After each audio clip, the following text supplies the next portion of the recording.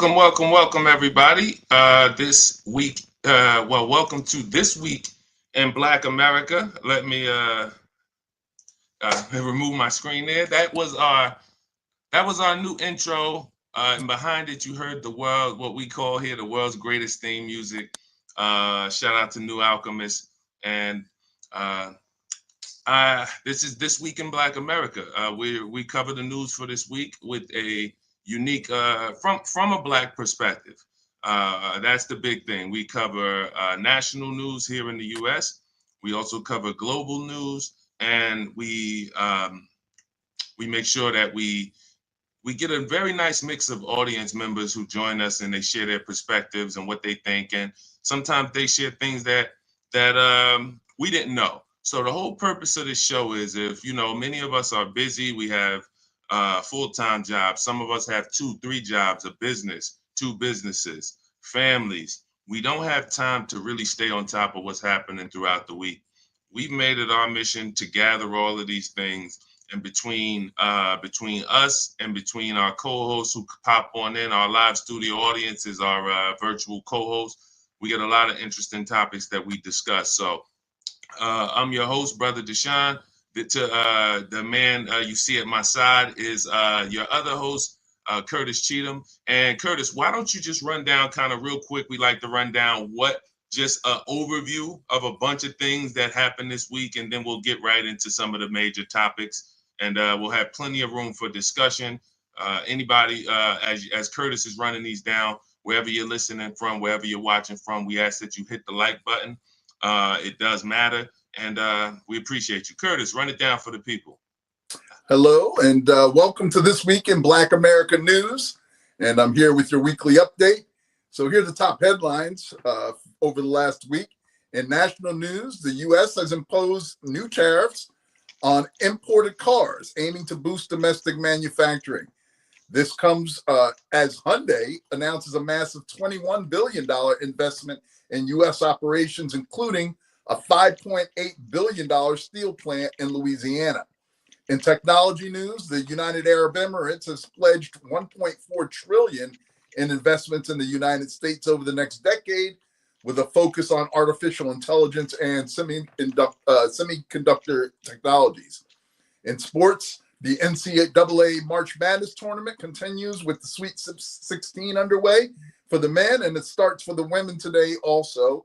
And on the weather front, severe storms have battered the Midwest, bringing blizzards and tornadoes, causing widespread power outages and major travel disruptions. In legal news, a federal judge has temporarily blocked the deportation of Venezuelan immigrants, sparking fierce political debate. So now the question we want to know is this going to lead to the president? If you didn't know that last topic, there's a couple of these topics we're going to go very deep with, but we discussed last week about what had happened with these Venezuelan migrants who had been put on a plane, not back to Venezuela. If you didn't hear the show last week or you didn't hear the news, they weren't shipped back to Venezuela. They were shipped back to a totally different country that the U.S. is paying, holding them there as prisoners. And pretty much some of these people, some of them could be U.S. citizens. It has not been confirmed. Now, so federal judge puts a halt on this. I'm anxious to see, what that's going to lead to from the Trump administration. But go ahead, Curtis, keep running the rundown, and then we'll start talking about some of these things. Absolutely. And also, the U.S. Supreme Court has upheld the Biden administration regulation regarding ghost guns. And internationally speaking, the U.S. 4 U.S. soldiers have gone missing during a training exercise in Lithuania near the Belarusian border as the search efforts continue.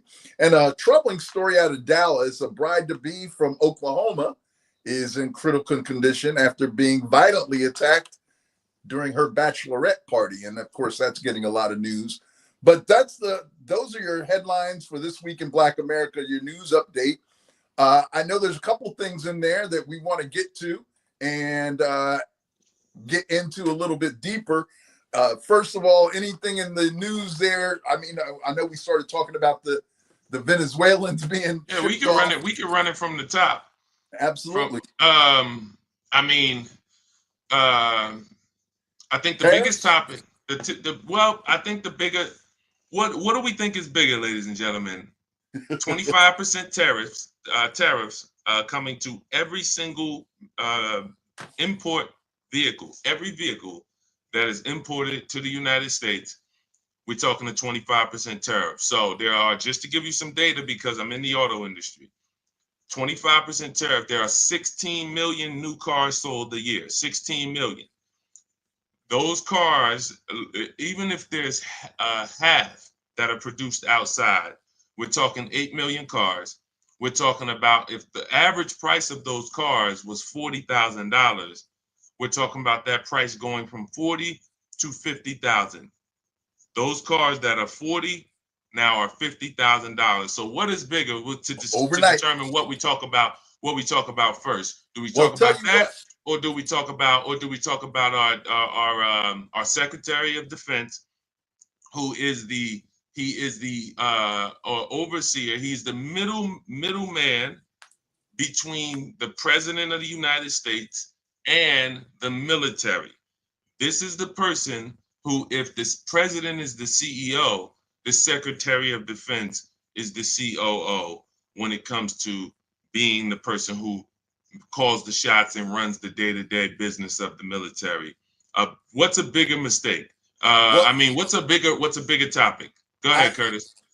I think I'm going to use a little executive privilege here, because I want to talk about this signal gate first, because I definitely want to get into, because of your particular expertise in the auto industry, I want to certainly get your opinion and thoughts on what that tariff is going to do to car prices.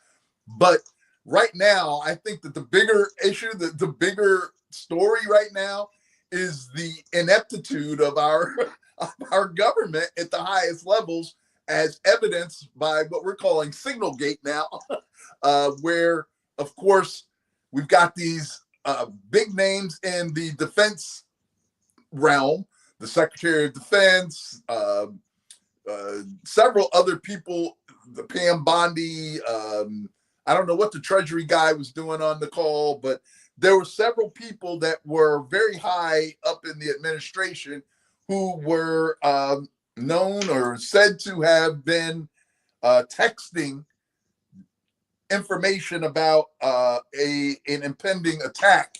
And somehow a journalist from the Atlantic got added to the chat, and couldn't believe that it was actually true, that he was actually getting real-time war updates, war plan updates. And I tell you, you can't go to the circus and not expect to see some clowns. And we have seen some clowns at the highest level. I can't believe nobody's gotten fired yet. Out of the guy that claims, his big claim to fame is, you're fired.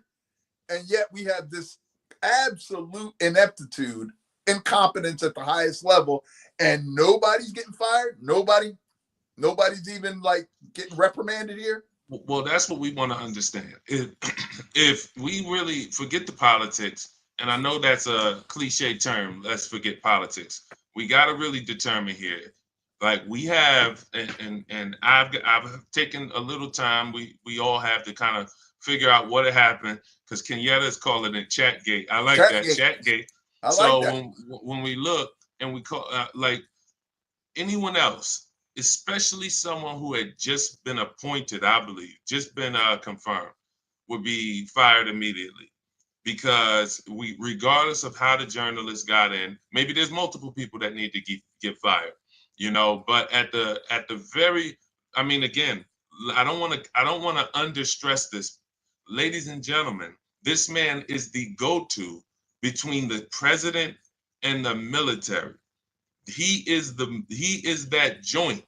It goes through the Secretary of Defense. So when we talk about a man who needs to understand security, forget military strikes, forget drone strikes, forget naval strikes, marine strikes, land strikes. he needs to understand cyber warfare.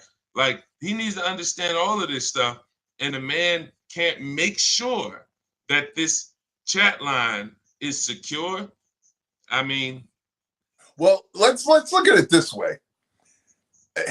So clearly, the first thing is this: you should not be doing this sort of business on a commercial app. And the fact of the matter is that the fact that they're doing it this way, you have to ask yourself the question, why? Why would they use an app as opposed to some sort of approved mechanism for communicating this sort of information? And I heard it stated yesterday somewhere along the line that perhaps the reason why they wanted it on Signal as opposed to one of the official government approved channels to do this sort of thing is because of the lack of accountability. So if they're doing this on Signal and something goes awry and they get called before Congress to testify in some sort of hearing, I don't know that the Signal chats, they're going to be able to recreate or verify what actually went on unless you do something like this journalist did. And that was like take screenshots of what was actually going on in the chat. So someone suggested that this might be a way to skirt accountability in the long run by using a commercial chat as opposed to a more secure, verified and approved form of communication for this sort of thing. So yeah, what's your thoughts on that as far as this, like, skirting accountability? We're gonna see. I'm more interested in what do we think is gonna happen. Can we take a small poll? Who thinks Pete Hegseth is fired? Type a F in the chat for fired. If you think that I'm less concerned about who you think was right or wrong. That's not what I'm thinking. That's not what I'm asking. Do you think he is going to be fired? Type a F in the chat or type an N in the chat if no, he's not going to be fired. That's what we want to understand, because and how this is handled is going to tell us, and then you can follow up, because again, this is this is somebody who defends us all. We want him to do well. Don't get me wrong. We're not sitting here. I'm not saying I want the man to fail. I want him to succeed, because if he succeeds, we are all safe as a country. But I cannot sit here. I mean, if we're going to sit here and act like this is okay, within the first 3 weeks, it's like you just got the job. It's a big job. You done drop paint on the CEO. The CEO came out his car. Hey, how you doing, sir? Drop the whole thing of paint on his suit. This is in the first 3 weeks. It's not like you've been working there and you done built up a good reputation. Everybody like you. You smart. Then you make that mistake. No, your first 3 weeks, people questioning if you should have been here. You done drop paint on the daggone boss. Well, clearly we know that. Kenyatta said no. No, she doesn't think. Go ahead. We should know, even from the confirmation hearings, we should know that this guy was at best barely he was minimally approved, right? He just barely skated by. And I think that certainly the 47th president would like to just keep him in office, but that's more so because it's he can't find good people to actually serve in his cabinet. He used up a lot of good political currency as far as people who are qualified to serve in government. He used up a lot of that in his first administration and got rid of those people. And now I think he's really going to have trouble if he got rid of Hegseth to try and find somebody to replace him. Now he can find someone, I'm sure, but I think he's just running out of people that are willing to kind of stand by and swear fealty. I don't think there's any shortage of people who are willing to lick boots. I guess that's true. People want position. You know,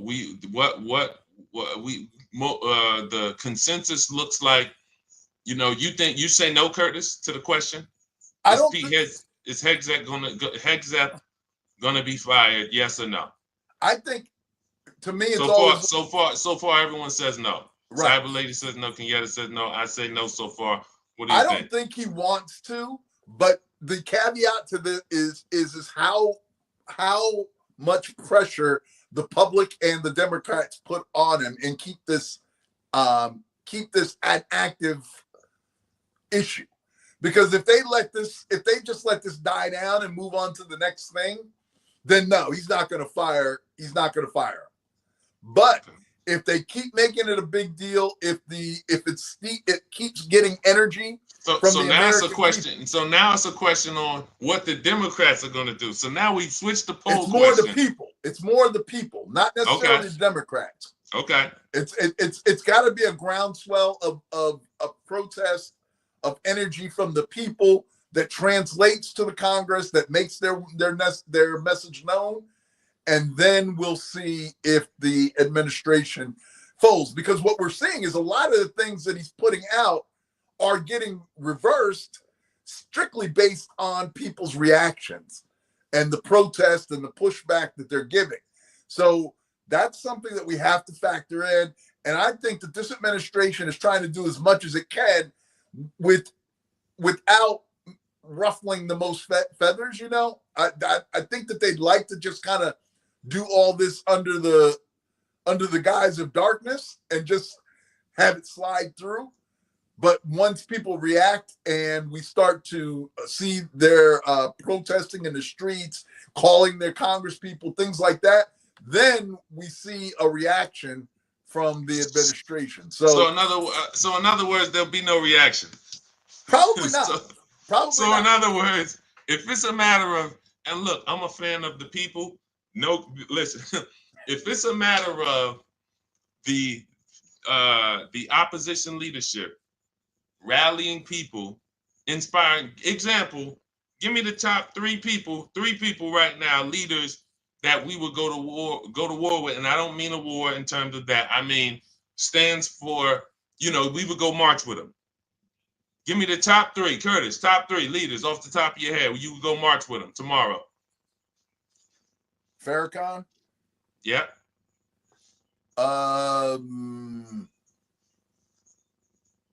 That's the first one to come. Anybody in Barack the Obama? Chat? Oh, and no doubt. Obama. And that's, look, we done mixed them into one. There you go. Hence my point, ladies, do we see that our prayer needs to be that God raise up the right leaders? We should be praying at this point. There's a reason why Captain Ibrahim Traore in Burkina Faso is getting the love and support he gets right now, because he's a leader that we've all prayed for, to see somebody like that, and he's getting love from all around the world. We need 10, 20, 30 more of them. So that's the whole thing. So if it's a matter of the question is, do we think, and then let's go to our next topic because we got a lot to discuss. Do we think that Pete Hegseth, for not, as the Secretary of Defense, not making sure that the line that he was speaking on about very specific war plans was a secure line, and a journalist was there, not saying there shouldn't be more firings, because maybe there's 4 or 5 people that get fired here, but should Pete Hegseth get fired? Do we see Pete Hegseth getting fired? Most of the people who voted so far has said no. Curtis said, well, it depends. And it depends on if the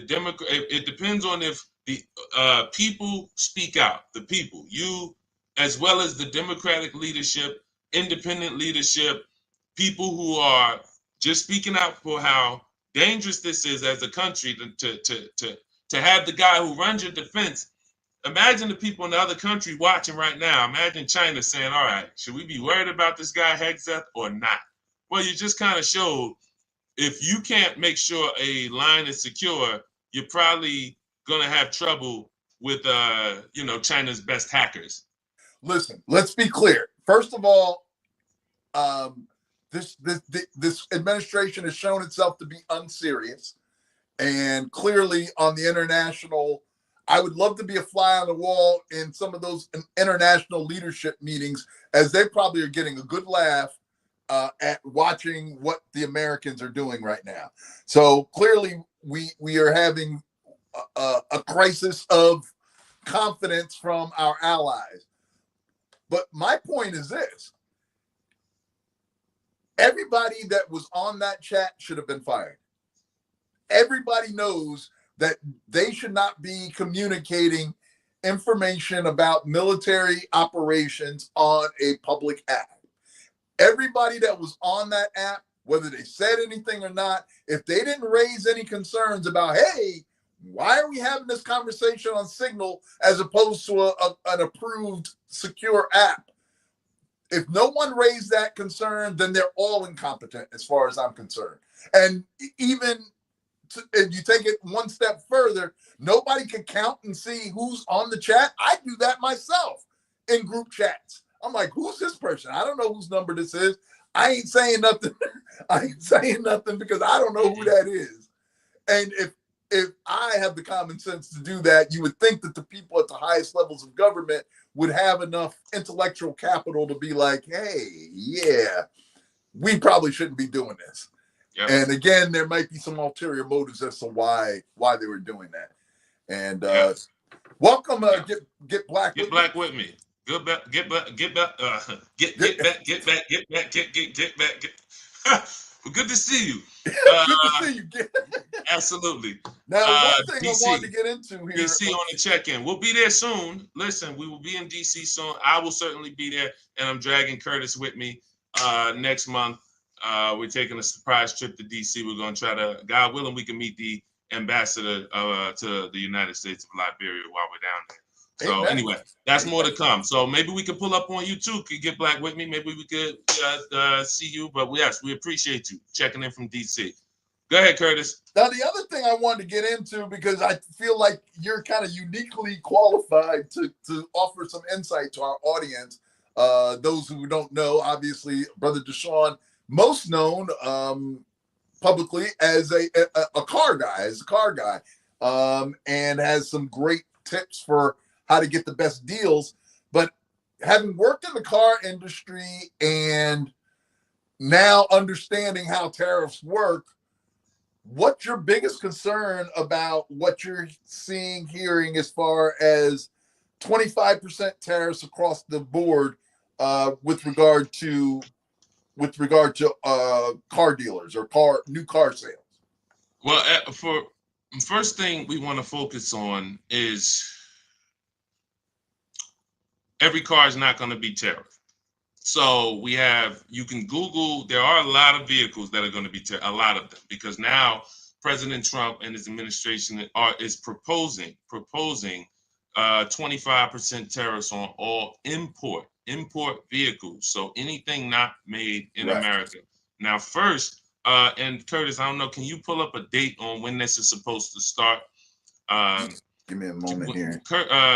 When with these 25% tariffs, we're talking about, now this is going to be really, really good for some. If you don't know me, guys, I'm known publicly as Deshone, the auto advisor. We have a pretty big following, and for the last 3 years, I've taught people how to make sure they can get their best car deal from home. That's where the power is. So when we look at what is happening in the auto industry, who it's going to affect, April 3rd, this is supposed to go into effect. 25% tariff on, on not just the cars, Get Black With Me is right, the auto parts too. Right. So we're talking about a car that was $40,000 is now $50,000. We're talking about a 25% increase on that Jeep Cherokee, a 25% increase on that, Honda Civic. That was 30,000. Now it's going to be, 37,000. So these are very, very big numbers. And what I'm going to advise everyone to do, besides follow me, You know, you can follow me on all platforms. I'm known as Deshone, the Auto Advisor. We're on every platform, because what you need to master, and this is forever, is putting dealers against each other. That's what you're doing online. You want to be getting at least 5 offers. You can do it by phone. I have books, I have programs and coaching. I coach people. We teach you how to do it online. But I don't care how you do it. I don't care if you call around and you get 5 prices. Many of you should be learning about leasing. Many of you, that is an untaught subject that we spend a lot of time teaching. If you are not keeping your cars 8 years, we have something we call the 8-year rule. The 8-year rule, you should be keeping your cars 8 years if you're buying them. If not, you should be leasing them. So these are all things that we've proven for the last 3 years keep thousands and thousands of dollars in your pocket. So it's very, very important for people to understand. Now let's get to the nitty gritty, because the reason why I like to give you a plan is so that when we get down to what's happening, it doesn't look like, a bunch of, fear with no plan. Because there are going to be some people that win in this whole thing. So let's say you have a Jeep Cherokee, which, right now it's 3 years old. Now that car might have been 40,000.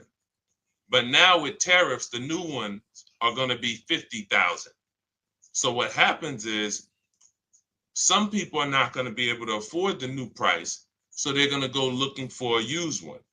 And the demand on that used one just went up because the price on the new market went up. So it's similar to a house. If prices in the neighborhood start to go up, all prices in that neighborhood are going to start to go up. So if the price of a brand new car is 25% higher, you have that same pre-owned car, 3 years, 4 years, 5 years old, 2 years old. Some of those vehicles are going to be worth a lot of money. And what we do at the end of our leases is we see if we can sell them. A lot of our leases we're going to sell.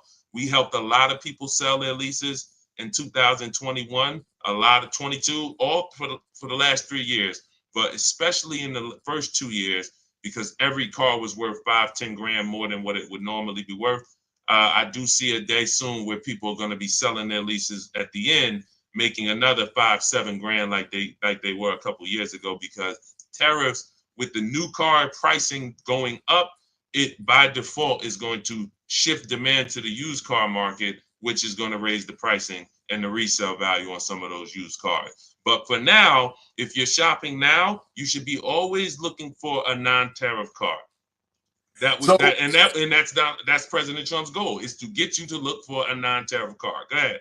Now, Kenyatta stated earlier that Tesla is actually, what was her comment, 100% tariff-free? Is that the case? That Tesla is actually tariff-free? Because they produce enough of their manufacturing. They have a plant, I think, in China, but correct me if I'm wrong, for the listeners. I think he produces enough of Teslas in the United States. He has enough plants. I think one in San Diego, one in California, and one in Texas or something. And then somebody who told us on here he's building his own town, and we checked. Oh yeah, that was a town in Texas that we talked about before. Yeah, he's trying to do that. Yeah, so with him building a town, I think he produces enough of his cars, and everyone, we know what he's been through in the last couple of weeks. So he needed a break.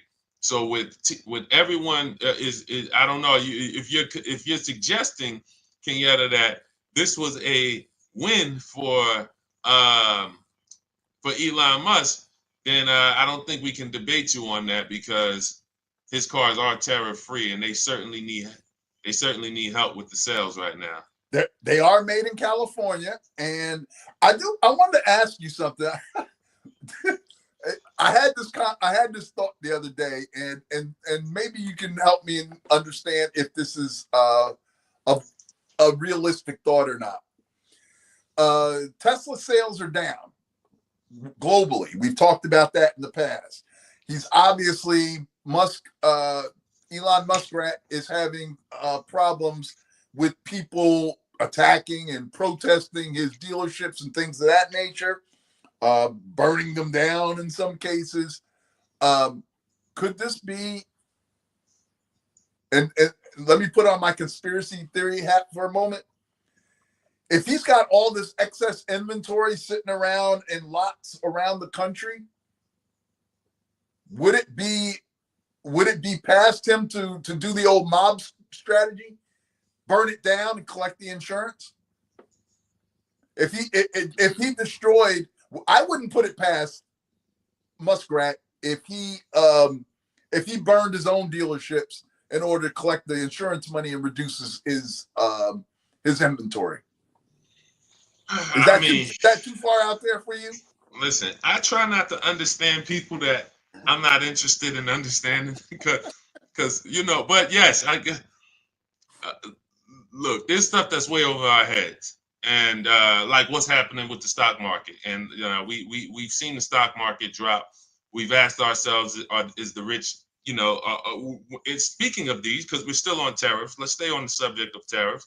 I think everyone got the message that if you got a used car, you could see an increase in your values, because if the prices of new cars go up, by default, demand increases and the price of your used car could go up. So if you were thinking about selling your used car, maybe you don't do it right now, because you spend the next year looking for, here's what you do, looking for what the tariff-free cars that are made in America is going to be, because we can see the execution of a plan.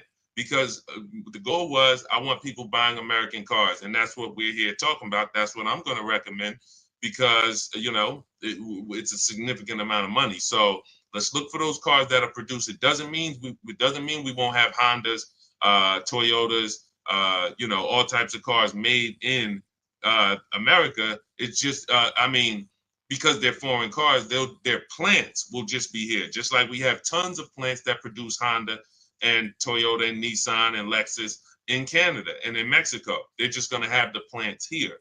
So, but the goal is see what you want to buy, see what's made in America, so you can save the tariff, and then hold on to your car, because if you hold on to it for 6 months, a year, you might see the values really increase. Then you sell when it's high, because people want that car, and then you buy something that's not tariffs. Right. So stay posted, stay put. Never a good idea to make big financial decisions in haste, but obviously, like I said, follow me on all platforms, Deshone, the Auto Advisor, and we'll make sure we keep you posted. But certainly this is a big one concerning just the economy in general. Cars are a huge part of our economy. Absolutely. And we've heard this even from the automakers, making a lot of noise about the tariffs and how that's going to impact their business. So I definitely encourage people to follow Deshone, the auto guy, and on all platforms, get the good information that he has, and really leverage his experiences in the audio industry for that sort of question. Now, I didn't want to get too far down that, so let's kind of go in a different direction. We'll go in a different direction. Get Black with Me said, I wonder if the cars will be tax-free. I guess she's talking about Elon's cars. Listen, they might start giving them Jones away. I don't know. She said the townspeople are fighting them on this town. Yes, so, I did hear that. They don't want anything to do with Elon. Yeah. Americans are not feeling Elon. Elon was a package deal. They really love. Seems that way. They really love 47, but Elon was the throw in. He was the fortune cookies that were thrown into the meal. Nobody really wanted nobody wanted them. Nobody looked for that. I like that. I like that. He was a package deal. Exactly. Sure. He's part of the combo that you don't even eat. You're like, I didn't want that. I don't know why they threw that in there. I didn't want no Brussels sprouts. But they threw them with my meal anyway, and so whatever. But I'm trying to see, because she said, "Have you heard?" We'll circle back around. We're gonna go through all the discussion, and then what we'll do is we'll come back around, and for the last 20-30 minutes, we'll just hit all the comments, because she said, "Have you all heard how much water these data centers will need?" So some of these topics we want to go deeper on, but we got a lot more to catch everybody up on that happened this week. So Curtis, what we got next on the agenda? Yeah, if you allow me to just go through these kind of rapid fire, there's some things going on and we want to get through them. I know we talked about the the twins, Qaadir and Naazir, I believe, Lewis, down in Georgia, that were found out in the woods out in Georgia under what I believe are very suspicious circumstances. And I just want to mention it just to kind of keep it in the forefront of the conversation, because I was looking for news and updates on what's going on, where they are with the investigation, and I haven't seen anything really updated in at least the last week or so. So I'm encouraging people to reach out to the Georgia Bureau of Investigation. I'm sure you can get their number right online anywhere. Georgia Bureau of Investigation is heading up this up the crime scene investigation. That's why I'm like, listen, let's get out of here. This is exactly why right here. What he just said, y'all. Look, here's what I did. He said, listen, if y'all don't know, these are two brothers. Matter of fact, let me pull them back on stage. You know, two brothers here that were killed down in Georgia. And when we look at these brothers, they're twins. They tried to say, we talked about it last week. Right. It's a story. They're running. We thought they might be running with a ridiculous lie, but at the end of the day, we wanted to see what was going to happen. So when we considered we wanted to see what was going to happen, what Curtis just said is so important, because he's like, I haven't seen any coverage. I haven't heard about it. And then what happens? I type this in, and where's the articles that I see? March 19th. Well, that's 10 days ago. That's 10 days ago. Look, 1 week ago, firefighter arrested. I don't even accuse the pictures. Twin brothers found. That's 1 week ago. And just so you know, listen, just so we know, when this says 1 week ago, we know what that means. That could be 1 week and 6 days. Right. That could be, until it doesn't show you when it's 9 days ago. It just says 1 week. You might think, oh, it was only 7 days. No, that might have been 11 days ago. Right.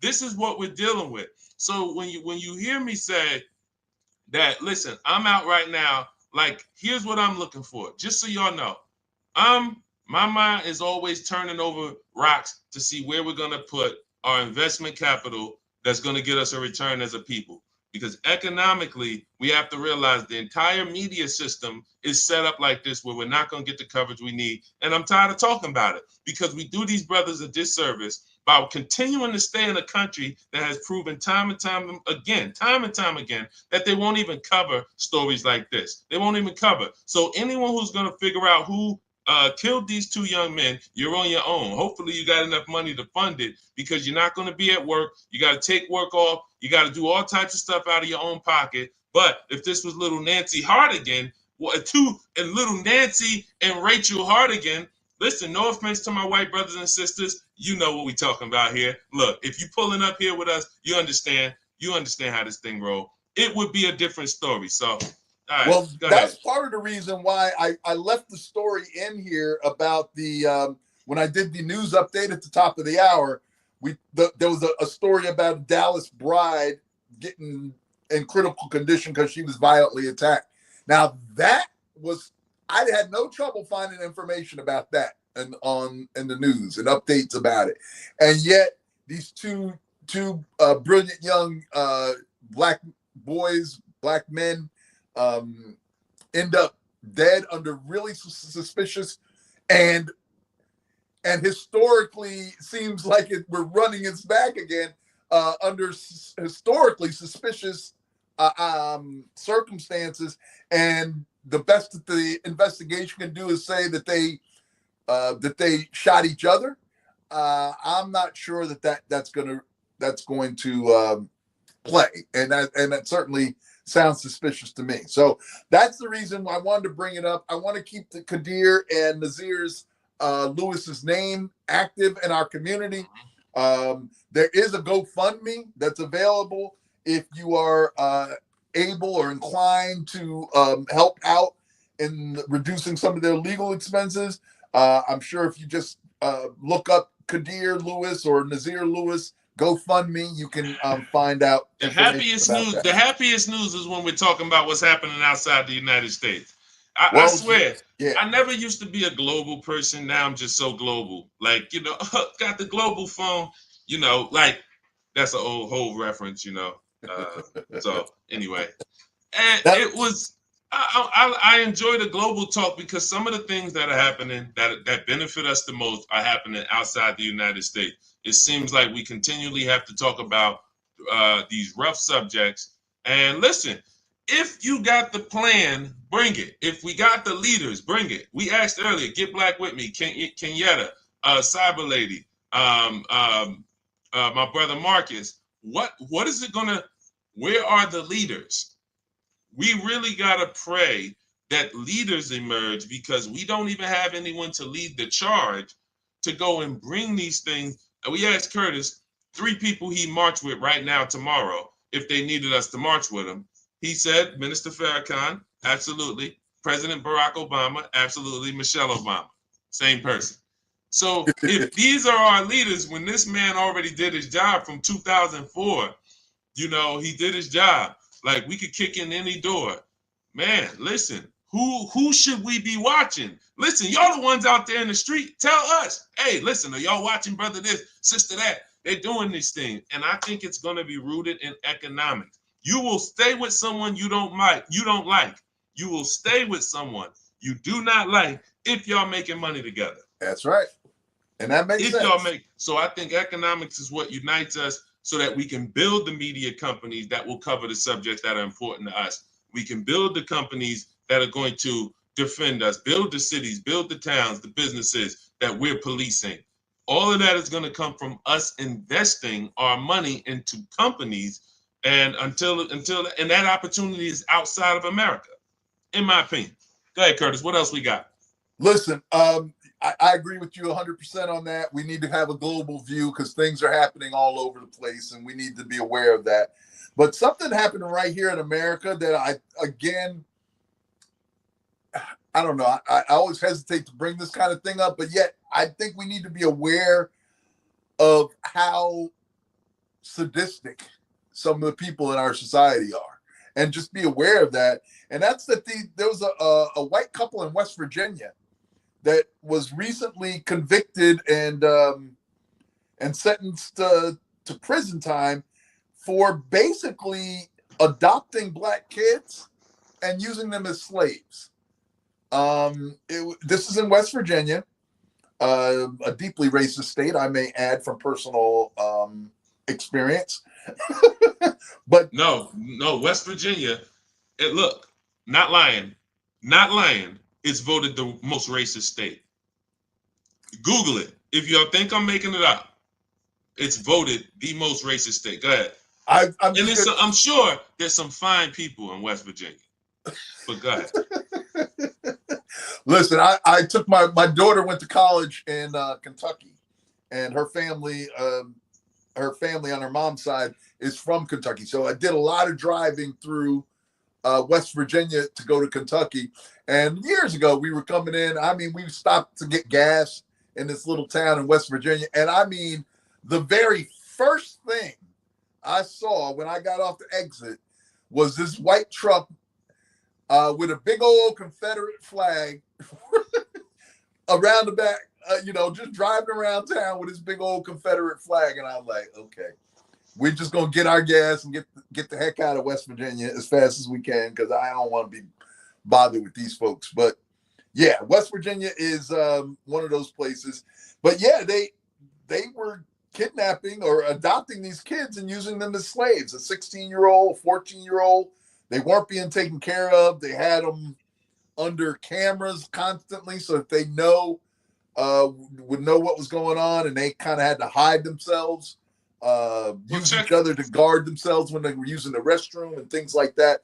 This is just crazy. This is an article from MSN here. It says the West Virginia couple accused of using their black adopted children as slaves, right, locking them in a barn and right, forcing them to perform farm labor has been sentenced to decades in prison. Thank God. Amen.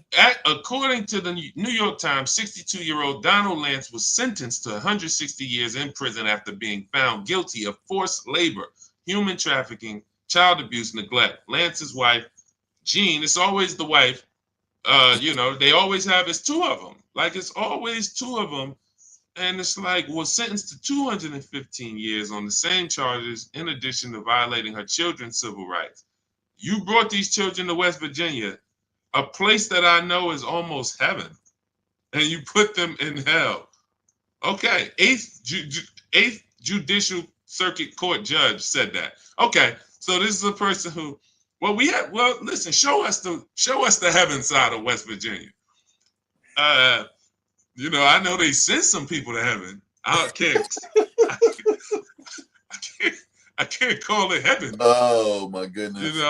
They sent some. All right. And it says here, 14-year-old boy was found open source. Yeah, this is crazy. Listen, and you know the sad part? How many people like this around the country in houses? That's the thing, and really, I don't want to go too far down that road, but we do this for awareness, and and people think it's like race baiting or something like that. The fact of the matter is that these people are out here. They've existed. They've always existed.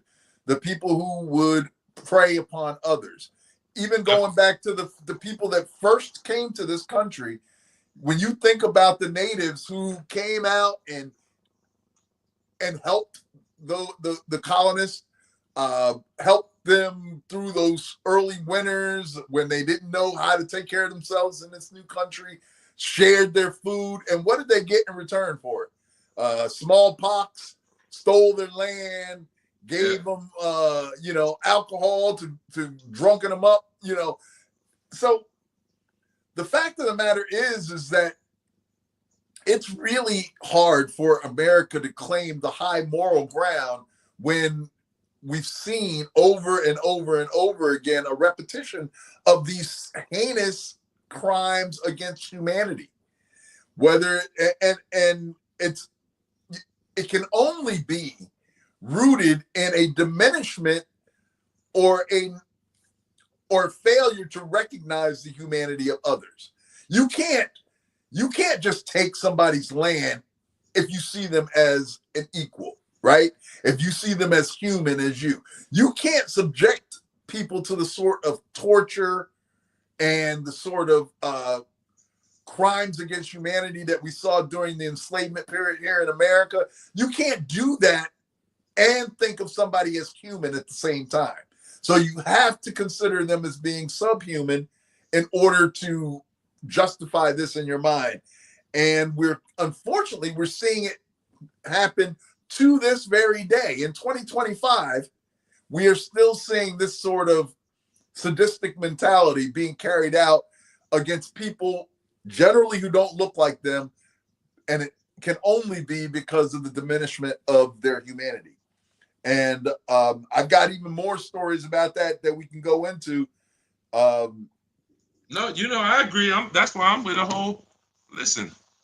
I'm with a whole listen. At some point, we'll start talking in less clues, because I think it's just really about, especially seeing, if you don't know, that viral movement, Black Project 2025, it has come to a close with the founder, Naya Holloway. In 4 months, she had tens of thousands of people ready to invest and to build. And unfortunately, the movement is stopped. But it just lets me know that, listen, as Black people, we understand something. We're either going to continue to fight, or we're going to put ourselves in a position where we're going to fight in a different way, to where the outcomes could possibly be different. So you're not going to ever change the way we need to fight here in America. The tools may be different, the times may be different, but the fight is going to continue. And even when you win with building cities and communities, we could build hotels and cities and developments and businesses, and we could do that because we've done it.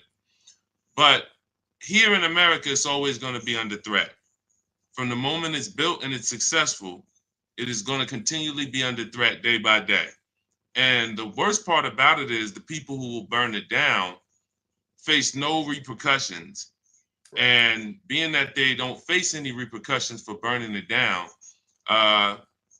you could have the lowest IQ person who just wants to, be the one. And he might not even go to jail. Depends on what town that happens in. So, but we know the solution is to build. So what we need to look at this particular point is the investing of anytime you give your money, you should get shares. And this is a very, very safe way to protect yourself as people look to diversify. I'm not a crypto person, but I will tell you, in terms of investing, you want to be diversified. And the future of us is investors. I said this on our call last week. When we talk about building nations and things that are going to benefit Black America as a whole, we are talking about people who are, for the most part, investors. It's not going to be everyone out there building businesses and being CEOs and running companies, but we will invest in those people. We're going to invest in all the companies that are going to mine cocoa in Jamaica and mine sugarcane in Jamaica and mine bauxite in Jamaica and all the natural resources, and not just the mining and extracting of them. We're going to invest in the companies that are going to refine them and process them, from sugarcane into rum. And we're going to invest in the companies that turn them from rum into, bottling them up and packaging them and exporting them. And this whole supply line, we have for fruit, we have it for mangoes, we have it for, coffee in just Jamaica. We're not even talking about Barbados. We're not talking about Aruba. These are Black-owned countries, y'all. So these are countries that this is where we make our millions and we build places that we want to live in. So that's the mission, is to, speak with finance guys, start to pitch, because everyone, when we look at Shark Tank's a good indicator of how we're going to look at businesses in the coming days. We're going to be looking at businesses over and over again, similar to how we look at Shark Tank. We'll be able to invest a small amount of money, but shares. No longer are we going to invest in pooling our money. You won't see me doing it. Obviously, I'm not telling you what to do, but I think those days are over. I think we just proved why we don't need to be pooling money. We need to be getting shares in exchange for our money, because that is real ownership, shares in a company. Well, I appreciate that, and that's a message that we certainly want to continue to harp on, is ownership. As we welcome Lions Den into the chat. Thank you for joining us. Great platform. Good to see you. A lot of great discussions on their platform. Absolutely. But I want to switch a little. It's kind of a strange, maybe a little bit of a strange juxtaposition, but I want to just pause and honor one of the great businessmen who became one of the great businessmen, pitchmen, if you will, in American business history, after he reinvented himself after his main gig as a heavyweight boxer. We lost the iconic George Foreman, two-time heavyweight champion, passed away this past week. Now, most of the folks don't know him. Younger folks may not even know him as a boxing champion, but know him as the guy who pitched the George Foreman grill for years and years. Now, I bet you got a George Foreman grill somewhere in your house, Deshone. Multiple. Because then he start coming out with different ones. Exactly. You swore they was going to taste different. It was the same flavor, but he's like, "Now this one does 2 patties. Isn't that convenient?" You're like, "Yeah, sometimes I only want 2 patties." George Foreman is a great story, a great story of reinvention. As we know, he made a name for himself as a youngster, as a teenager, winning the Olympics, then going on to be heavyweight champion, and then losing his championship to the late great now, Muhammad Ali. I remember that because I was about 9 years old when that fight took place, and it was one of the times where, I don't know if you remember, but fights used to come on really late at night. Well, they still do. But this is like during the closed circuit days. So, midnight, 11:30, midnight at night, those fights are coming on.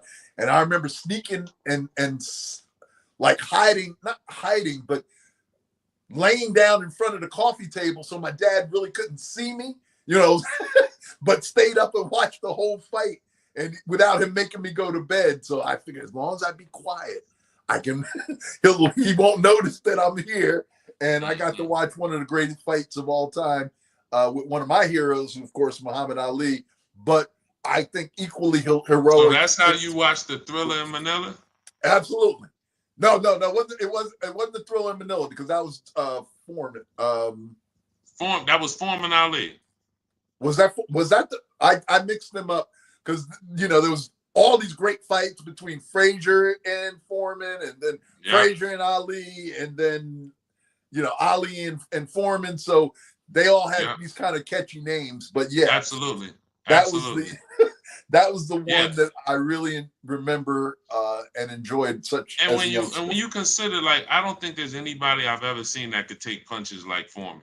Like, he can take an incredible amount of damage, and I mean, not to mention the people who could take his punches, but he had them heavy hands. Oh my goodness! It don't look like he was doing much. But if you watched him on that big bag, I've seen. Oh no, he was denting. There's a video where he dents the bag. Exactly. Yeah, he dents the bag. Yeah, absolutely. Yeah. Okay, what else we got?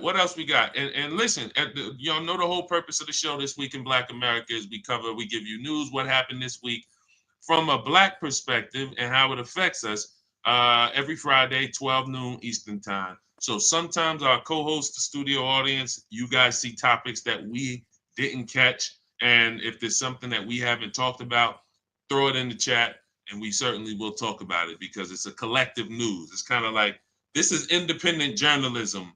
This is independent news. But yeah, we want to make sure that you caught that, if you had a busy week, you know where to come to get your weekly wrap up. Go ahead, Curtis. What else happened this week? Now, a couple things we want to be aware of. I just think this is something that Black America ought to just know. Sit it off to the side for now, but be aware of the fact that there are 530,000 immigrants that were brought here legally through a Biden era program that 47 is now revoking their ability to be here legally. Now, this accounts for let me get the numbers again, but these are people from Haitian nation, Haiti, Nicaragua, and Cubans are the main groups that have been affected by this revoking of their legal protections. So we should be aware. Illegally revoking. Right, these are people who came here legally through a program sponsored by the United States. And in fact, the people that were supposedly eating the cats and dogs in Ohio, those group of Haitians were invited to come to that community to help them basically stoke an economy that was struggling. So there are these sort of enclaves of immigrant communities that have in various places throughout the country that have been established legally in order to kind of bring people into the mix and rebuild those economies. And now, and I want you to again notice, I'm going to read the countries again. These are American citizens, or they came here? No, I'm sorry. Wait. I'm wrong. We know there's a saying, right? Just come here legally. We know that. Right. That's a saying, right? Right. Everybody's heard that saying. We don't mind you coming to the country. Just come here legally. What you're saying to me, Curtis, you're telling me, because some of this stuff I'm just hearing, is that Cubans, among others, are on a list of people who they were on the legal process on that train. And what happened to them? Their status has been pulled from under them. So as of April 24th, their shield expires, and the Trump administration has basically already said, you better leave on your own. Don't make us come find you. Because if you don't leave on your own and we have to get rid of you, you're never going to have the opportunity to come back legally again. This is a good topic, too. Hold on. But I'm going to reread the names of the countries: Haiti, Nicaragua, Cuba, and Venezuela. What don't you see on that list? You don't see any European countries at all. No Europe. No Russia, no South Africa. And what's crazy is Cubans, we all know it's like Dominicans. Yeah, they think you got people who look more black because they got more African blood, and you got people who got more European blood. That's everywhere. Everywhere the Europeans went, that's how the Indians, you got more light-skinned Indians. I mean, you got some light-skinned, dark-skinned Indians. So when we look and we say Cubans, I know a lot of Cubans who they like to blend in as white. Right. They like Let's just put it, Cubans is the main ones. Indians, come on. Even when you're black, you're people of color. Even when you're not dark skinned, you're people of color. So I don't get y'all trying to blend in and be. But again, there's colorism. So colorism is a thing. So, but when we consider that Cubans, I mean, I'm sure there's a Cubans for Trump. Gotta be. There had to be a thing. Cubans for Trump. And now they're on the list to go? Yes, they are. And, it's funny because, Cubans, I think in large numbers were the group of Hispanics that overwhelmingly supported 47's re-election attempt. And now we're starting to see that now that we've reached the find out section of the exam, they're starting to find out that Trump never liked y'all. He didn't care nothing about y'all anyway. He wanted your vote, and that's what he got.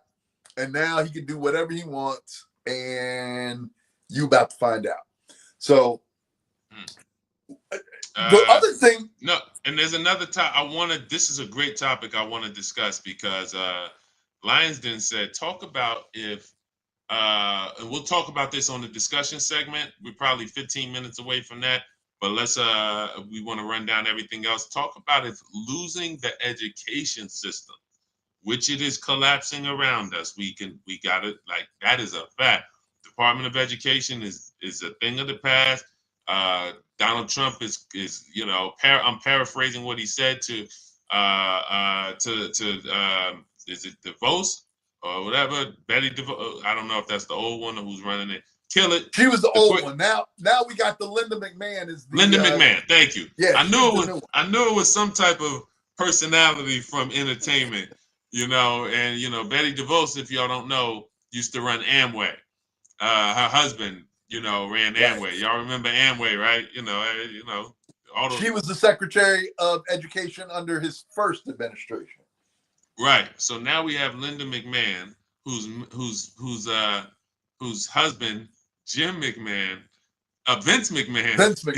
Vince McMahon is the not the founder, but he is the CEO. He's the chairman of wrestling, ladies and gentlemen. WWE. Wrestling, right. Wrestling, ladies and gentlemen. No, not he's the founder or inventor of some groundbreaking educational invention.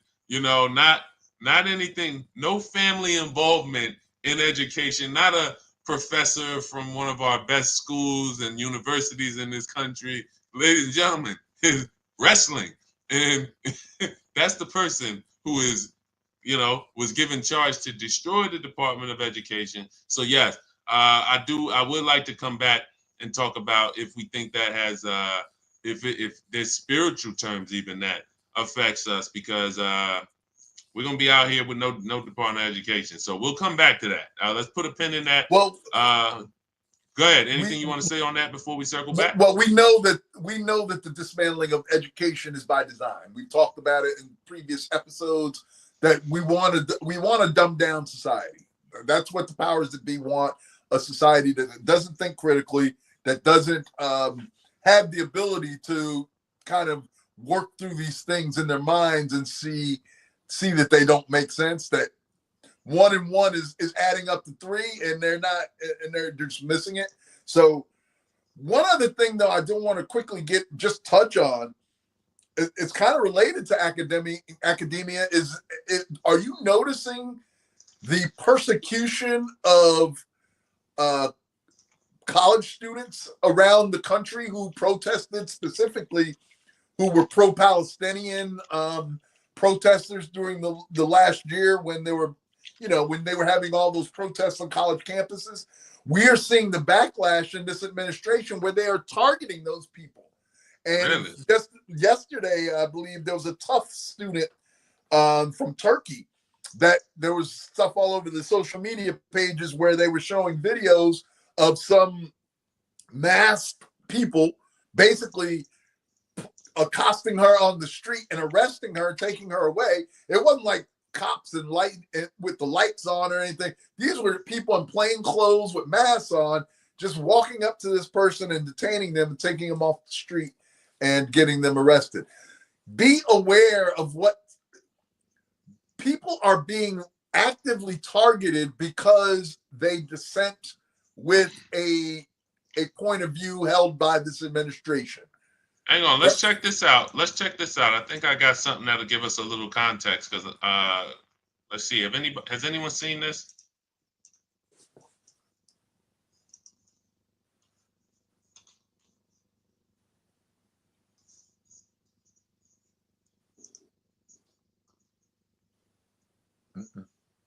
Not hearing it. You can't hear it? I can't hear it, no. Oh. Wait, hang on. Oh. Wait. How about now?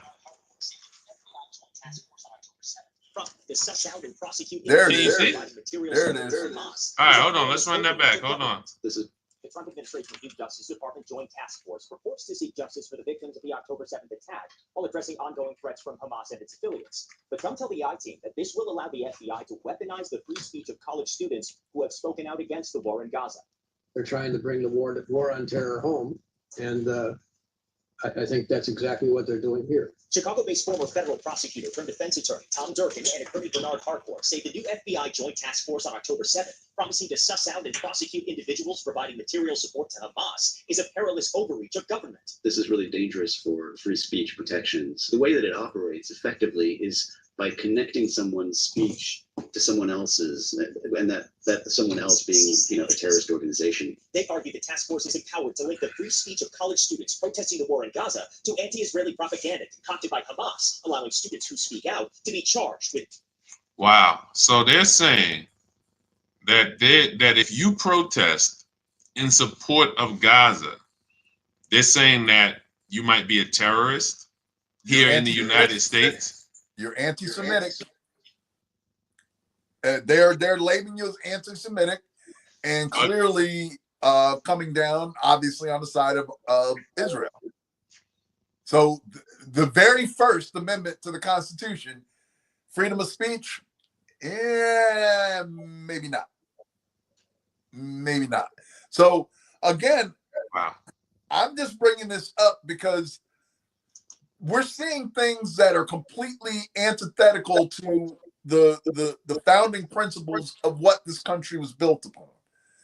Like I said, the very First Amendment, it's the First Amendment because that shows its priority of the priority it held in the minds of the founding fathers. So the very First Amendment is basically being taken away. It's being at least it's being squashed or pressured in a lot of ways. So what are we gonna do? To those of you watching, what are we gonna do if we see this go to another level? Because that's what we can sit here. We're talking about things we haven't seen. We're talking about. I mean, I'm looking at the story about this Turkish student who was Palestinian. She was abducted, apparently. Like, on the street, they just took her away. So when we're talking, what are we going to do when you start to see that the tyrannical government that we were hoping we weren't going to see is here? What is the plan? Are you out? Are you fighting? Are you going to try to dodge it? Fight, leave, dodge. F, let us know in the chat. You fighting? This is our country. We'll go down with it. Are you leaving? L, Deshone, Curtis, I'm out. We're finding somewhere else to live. Or are you dodging it? You D, you just, I'm gonna try to stay all the way out the way. I'm just gonna try to stay out of Dodge. Ask yourself the question as you're evaluating those options. I find myself asking myself the question: is this really our country? You know, and that's not to say that it shouldn't be, because obviously we've worked hard enough for it to be our country. But again, keep in mind that this is the land that we were stolen. We were stolen from another land and brought here. And although, we've been here for generations and we've worked here, this wasn't the land that we come from. And you've got to factor that in. And the sad thing is that most of us as African Americans don't know, sadly, we've been hoodwinked into believing that our history begins in 1619 when those slave ships started coming over to America. That's right. When we had a long and glorious history on the continent of Africa in various places throughout the continent. And I don't know if you've seen these memes that slavery is actually white history. It has nothing to do with Black history, because Black history predates that by hundreds of thousands of years, and we've had great African societies throughout history, so to which our ancestors belong. Our ancestors belong to that glorious history. So don't believe the hype. Don't be limited in your thinking that our history begins as Black people when we came to America, and that's what they want us to believe, because that separates us from our power. That separates us from our source that energized us for millennia. So anyway, I don't want to get on my soapbox too much on that this afternoon. But no, that's a great point, because what I wanted to show them was the episode.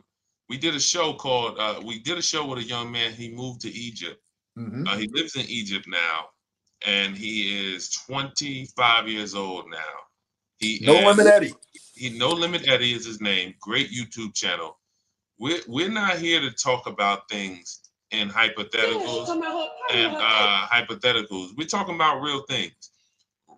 I just recently, in fact, this morning, I was watching one of Eddie's latest videos, and he did a show with a young lady who is, she has a $98 apartment in Egypt, a $98 apartment in Egypt.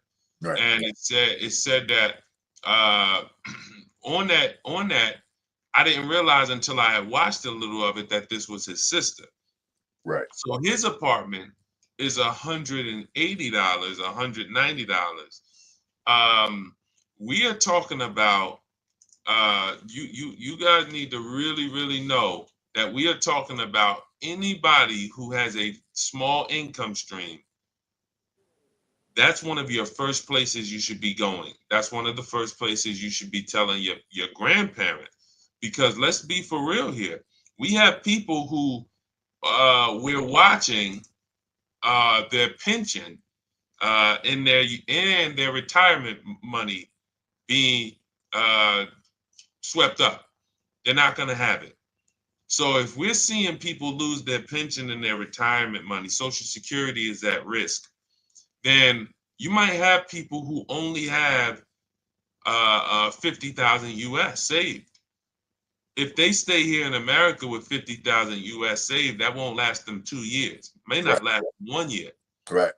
But if they get on a plane and they go to Egypt and they are living with 700 US a month, Eddie said that a person coming out there to live with 1,000 US a month is going to live very comfortable, very comfortable. So these are the real things that we're discussing. If things get tough, you should be looking. And I'm going to have a little, I'm going to plug our show, Hello Black America, that we did with Egypt. With No Limit Eddie in Egypt. And it was called Freedom Abroad. Mm-hmm. And so go ahead, Curtis, while if you want to just piggyback on that or take us to the next topic, you feel free. Well, listen, we all have to evaluate our options in this time, right? And what we encourage people to do, and I had this conversation with my daughter recently, is just be ready.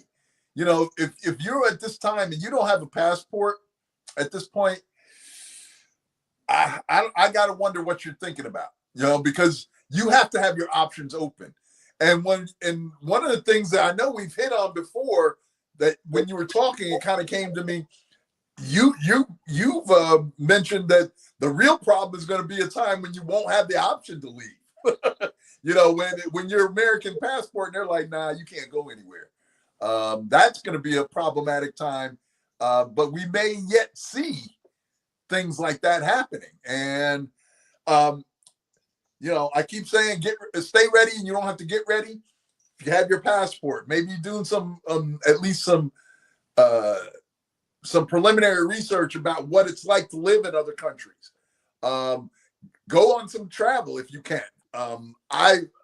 I cannot believe how much your eyes open to what's available in the rest of the world once you go out and see some different parts of the world. So and also Curtis, just to add one more thing to this point, because Get Black With Me said it seems like the whole world is on fire now. That Egypt very well may be in Israel's hit list. I don't believe. Listen, anybody who's going to try to make it look like the only safe place to be is in where you are, may have an interest in keeping you where you are. Absolutely. So I'm right now. Thank God for YouTube. Thank God people have cameras. In fact, one of the things that No Limit Eddie's wife said, his sister said in this video, this is No Limit Eddie. Again, the name of the show is Freedom Abroad.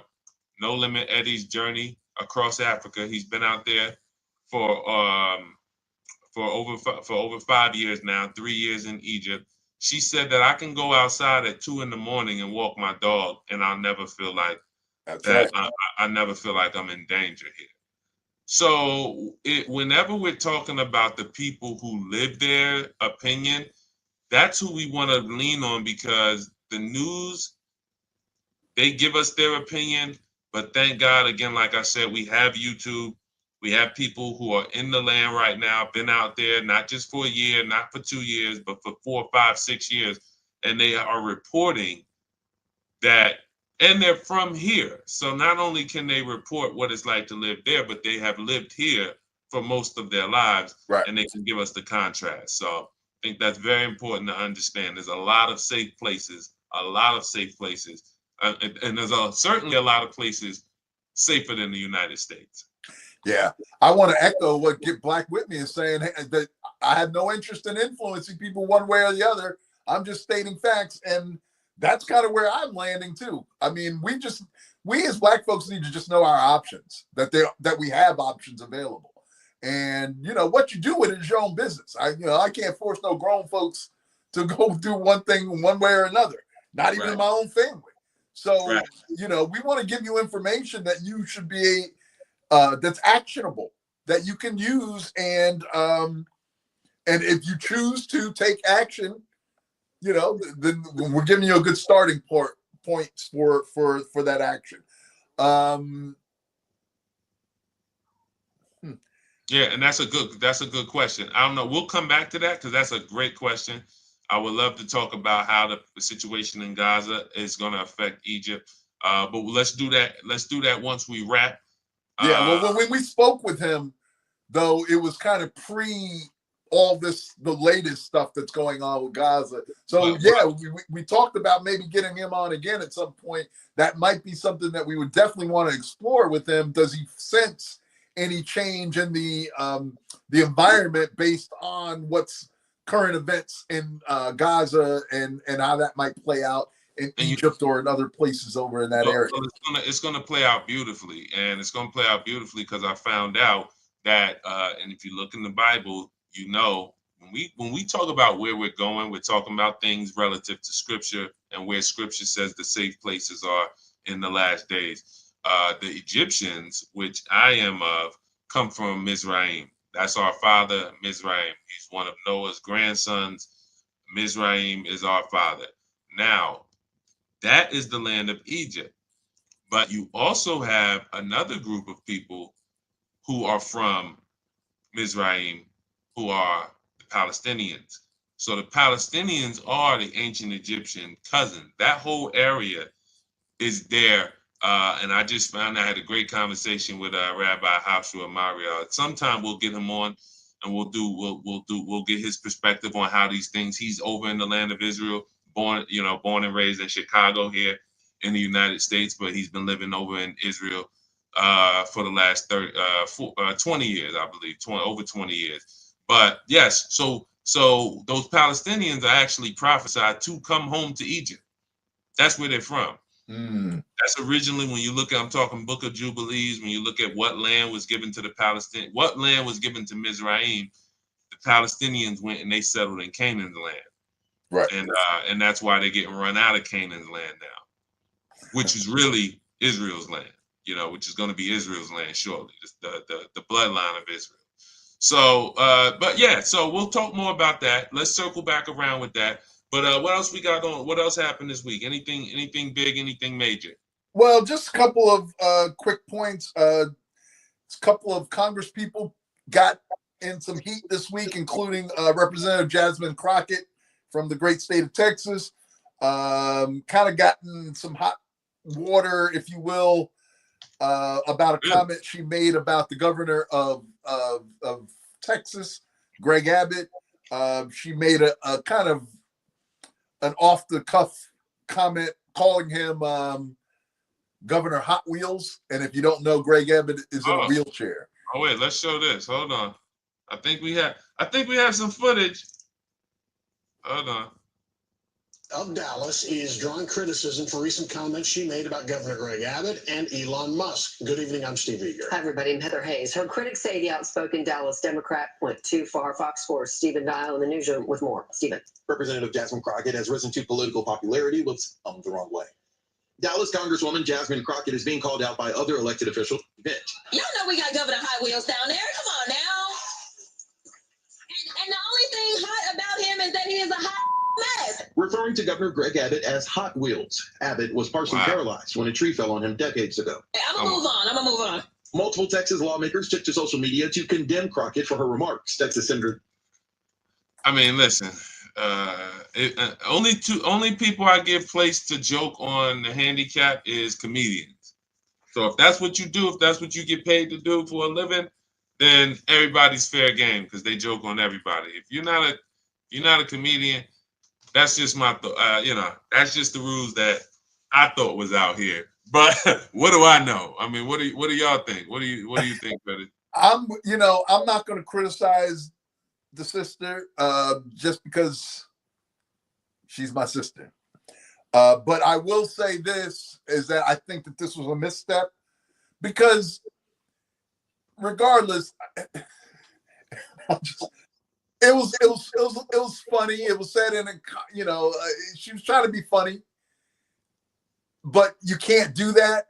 Now, again, this is a nuanced conversation. I think she was wrong for saying it, and I think she's wrong is this because the Democrats' way of if we're tired of if you go low, we go high. We're tired of that. True. We going low, we going lower.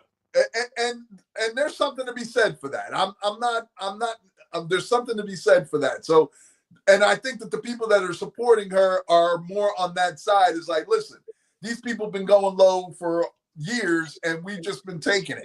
So, for her to strike back, I understand where it came from, but now she has given ammunition to the ops because now they have something to seize upon and criticize her about, and basically distract Americans from the legitimacy of her message because of this misstep. And I find it interesting because I saw some congressman on yesterday, and he was only on talking about her. And then the news person, no, it was on TMZ, I believe. And Harvey, the guy from TMZ, asked, well, what about when President Trump ridiculed the reporter in his first term who was disabled? And the guy refused to address that at all. So again, I understand that what she did was not the right thing to do, but understand the hypocrisy of those who are coming after her, in that there is no judgment or no condemnation of when the president, the head of the Republican Party, makes these sort of degrading gestures and talking about a disabled person. You know, right. So if you don't know what we got, is you got President Trump a couple years ago talking about the disabled the reporter. Mm-hmm. I'm just playing it for those who may not know. And then when you know, you have a at least a similar joke, you know, at least a similar joke. And well, she didn't do the whole gesticulations and things like that.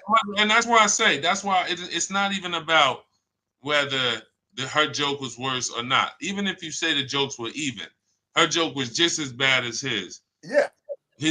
Where there was one thing gets rolled over, and then one thing gets a spotlight. And there does seem to be a continuing double standard that MAGA operates in.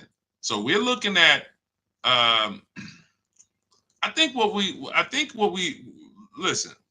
What are your thoughts on this? Because I believe I want to go down in history as somebody who saw what was happening by the grace of God, talked about it, and then the people who were led, a bunch of us made it to a safe place where we were supposed to be. Now, what that has to come with is a lot of stuff is not going to work. A lot of stuff being done isn't going to work that people are going to try, because Donald Trump, President Trump, is going to take this country. He has it already, and he's proven it. He's proven that nobody can stop him. World leaders can't stop him. His own Congress cannot stop him. His judges cannot stop him. So now it becomes, what are you going to do? What are we going to do? We continually are able to survive, but this is not the time to survive. If you're going to go into survival mode, then that's a different place in space. I don't see a lot of Black people wanting to go into survival mode again. I see Black people are like, listen, we done come this far. A lot of us have come up. We got money now. We're more comfortable than our grandparents. We're more comfortable because of the work they put in. We're more comfortable. We have more tools now. We're not looking to go back to just settling. So that means you got to realize that the power structure could burn everything down that you try to build here. As a people, again, individually, you want to get rich, have at it. They don't mind you being rich. They do not mind you having $200, $300 million, $100 million. They don't mind that. What they mind, I'm talking about, if you can sleep comfortably for too many nights in a row while your people starve because you got money, then I hope there's a special judgment for you. Because there's nothing wrong with being a little comfortable. But while your people are in a totally uncomfortable position, if you got a bunch of money, you're not going to sleep that comfortable for long. So that's why we want to look at community-wise. That's where that's what they will shut that down as fast as you build it. Right. 20, 30, 40 Black multimillionaires in one town. You know, 200-300 people that make six figures in that town. We built factories, we built machines. operations, refineries. We bought tech. We got tech hubs. We're developing startups. We're curing cancers. All of this stuff that's going to be built that we're investing in the global diaspora, they will destroy that quick as possible. Which Listen, means you can make money without a conscience. If you make money without a conscience and you just be quiet, like you said, you can go make money all day. But if you decide to use that money to galvanize the community or to make other lives better, then you're going to draw scrutiny from the powers that be, and they might try and, take you down a peg, which we've seen numerous times in the past. So. Yeah, so that's why the diversification is the key. We're trying to get your mind on global issues. We talk a lot about what's happening nationally and globally, how it's going to affect us, because we are paying attention to globally where the safe places are, where a lot of places are, and there's a lot of places, really, really nice places. Go ahead, Curtis. Let's just take a moment and give some recognition, honor to former Representative Maya Love. She was the first Black Congresswoman ever, first Black Republican Congresswoman ever. And unfortunately, she passed away this past week at the age of 49. She had been battling I believe it was brain cancer. So, you didn't hear much about her, but the first Black Republican Congresswoman from, I believe, the state of Utah was Mia Love, who passed away this week at the age of 49. So, we send our condolences to her family. The Republican Party is a little bit of a mess right now, but she was Get Black with me says she's Haitian too. I didn't realize that. Okay, I did not realize that. First in Utah. Get Black with me is always on top. Like very I well. I love it. And thank her for this is one of our virtual co-hosts. We have several virtual co-hosts, but Get Black with me is one of our most consistent virtual co-hosts. Couple quick things I want to hit before we do whatever it is we're going to do here. Quick, just news update. TD Jakes, if you all recall, last year sometime towards the end of the year, there was some concern when there was a social media post about him kind of having some sort of medical episode while he was delivering a message. And recently this week, he came out and said that he actually had suffered a massive heart attack while he was preaching, and he didn't even realize it. So, our best to TD Jakes. Hopefully he will experience a full recovery. But just wanted to give you an update on the fact that he did suffer that heart attack at the end of last year. Couple other quick things I want to just make sure we go through. Get Black with me said after that man outed him in court documents. I was waiting for somebody. See, now Get Black. I wouldn't even go in that direction. Listen. Here's the thing. This is the time of accountability. Amen. Here's what let's see. What is the budget for the Potter's House?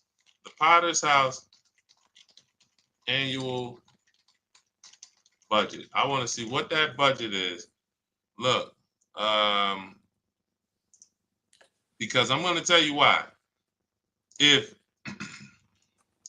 you knew that somebody was supposed to be helping people, let me figure. There's an interesting. If you ever see this video with Chad Ochocinco from what is the name of the show with Shannon Sharp, Nightcap, Chad Ochocinco. Okay. He said how he always goes and he gives away, $200 tips, $100 tips when he goes to restaurants, $500 tips. He said, man, they better be lucky I don't have money like Jeff Bezos or somebody, because I would really be out here, giving more money away. So when you look and say, all right, I remember at one time I saw that Joel Osteen's church, his budget is $94 million, I think it was at the time. And this was like 5-6 years ago. $94 million. So how many down payments of homes could we pay for with $94 million? Let's just take 10 million. Can we just take 10 million? How many people? It shouldn't be no kids hungry, no kids hungry for lunch, no kids hungry for breakfast, going to school. We should have no women in shelters, no widows, nobody whose husband they done lost their husband can't pay. You know, the orphans and the foster care system should be real smooth. You should have all types of funding to make sure that kids that don't have parents have enough. So that's Brother, just, you are being too hard. They do pay for housing for the pastor. I'm sure the pastor has a nice house. Houses. We know. So that's why, again, we are happy that Bishop T.D. Jakes is still alive. Amen. But we got to understand something, that this is time for accountability. You've been given a lot of resources. You sold a lot of books. You've done a lot of business in this world under the veil of the Holy Spirit, under the veil of the name of Jesus. What are you doing to make sure you're taking care of the least of them, so that when you get sick, people are praying for your swift recovery? Listen, if you pull in the parking lot and you pulling in a Bentley and all this a bunch of Hyundais in the parking lot, there's a problem. That's all I'm saying. Just want to put that out there. Yeah. But we do wish him the best as far as his health is concerned. We want everybody to be healthy. Get Black with me. Get Black with me said Black people might need to go back to the mutual aid approach to community development and support. Is that similar? You remember you and I had watched a video. It was a short video talking about how the first it was before we did the health insurance episode of Hello Black America. Remember, it was talking about how they formed the first health insurance companies because they had veterinarians treating our ancestors. Right. Veterinarians used to treat our ancestors when they were slaves here, being held against their will as property. They didn't have doctors, they had veterinarians. So then when in the first days of freedom, they had to collectively start their own insurance companies, which they did very successfully. So I don't know if that's what you're talking about or if this is something different, Curtis, that she's mentioning. Well, typically in our communities pre-civil rights, we had to kind of figure it out as far as how we were going to work within our community. And of course, we as you talked about, out of that arose many Black communities, the most prominent of which we talk about was like the Black Wall Street out in Tulsa. But there were many of these across the country because we had to meet our own needs. And one thing that we're finding out and have found out through time is that given the autonomy and the freedom to exist and create our own, our own things, we do all right. If you just stay out of our way and don't try to impede us at every possible step, then we'll be fine. And so yeah, to the point is, we have always taken care of our community, and this goes back to the time on the continent.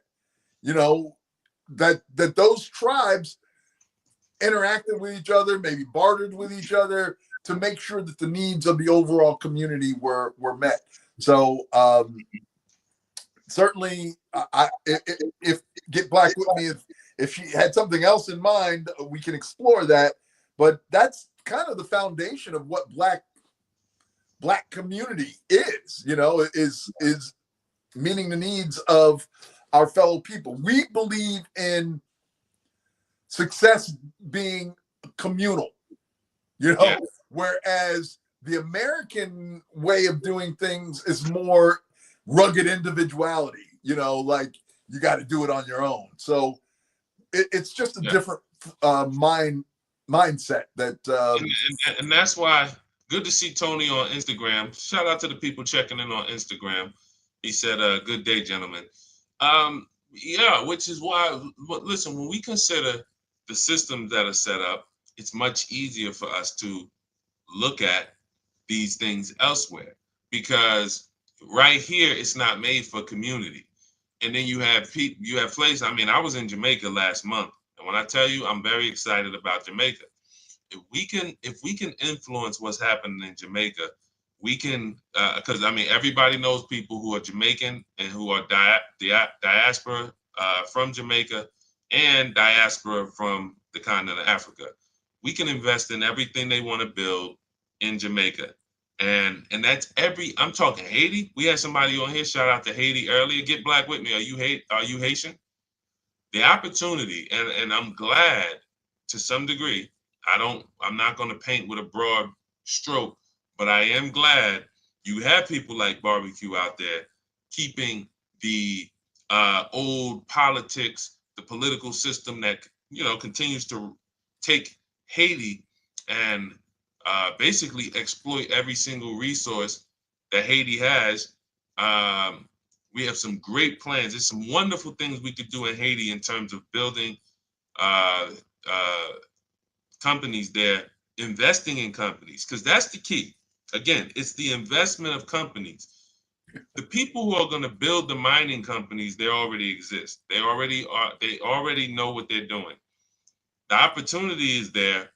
We just need to set the mechanism up where they can easily get the money that they need to go and do the projects. And we need to get with these governments so they can see. But oh man, one day we'll get on here soon and we'll talk about the plans for Haiti. Like all first thing, guys, all we got to really do is get control of the resources, because the resources are already being taken.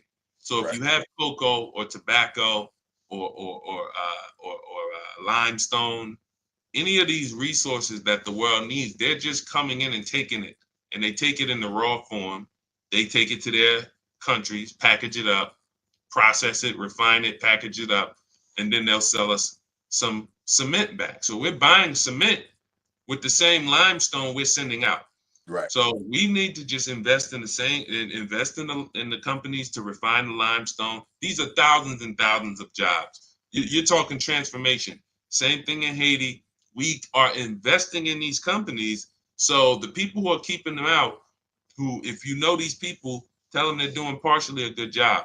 Again, I don't know enough about them to say they're doing an altogether good job. But when you've had government for when you have government for decades who continually go in control, nothing changes.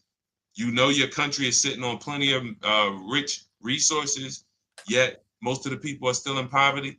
I don't mind you keeping those types of people out of your country. And apparently when the people try to fly in, the gang members just fly over with helicopters. They can't even land their planes. Right. Hey, keep it up. So keep it moving. Keep it moving. Fly over. Fly over. Right. Well, we got only a couple more minutes here left, actually.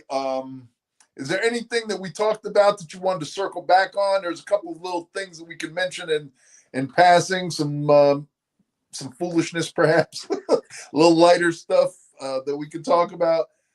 Do want to congratulate Lizzo, though. She is going to star as Sister Rosetta Tharpe in a biopic that she's been cast in. So kudos to Lizzo. And do you know who Rosetta Tharpe is? Unfortunately, I don't. Yeah, she's known as she's very influential in the early rock and roll. So even before Elvis, Chuck Berry, those people, she was like, I believe it was, she started in gospel. But they built similar. Yeah. Well, Lizzo looks good. She's dropped some weight. And, she's producing this biopic.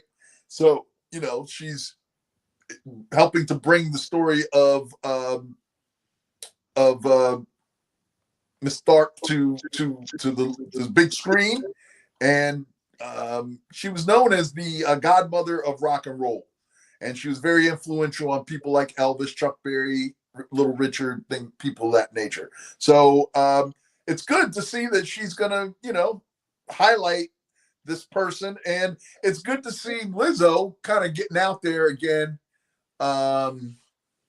She had been kind of missing. She kind of keeping a low profile lately.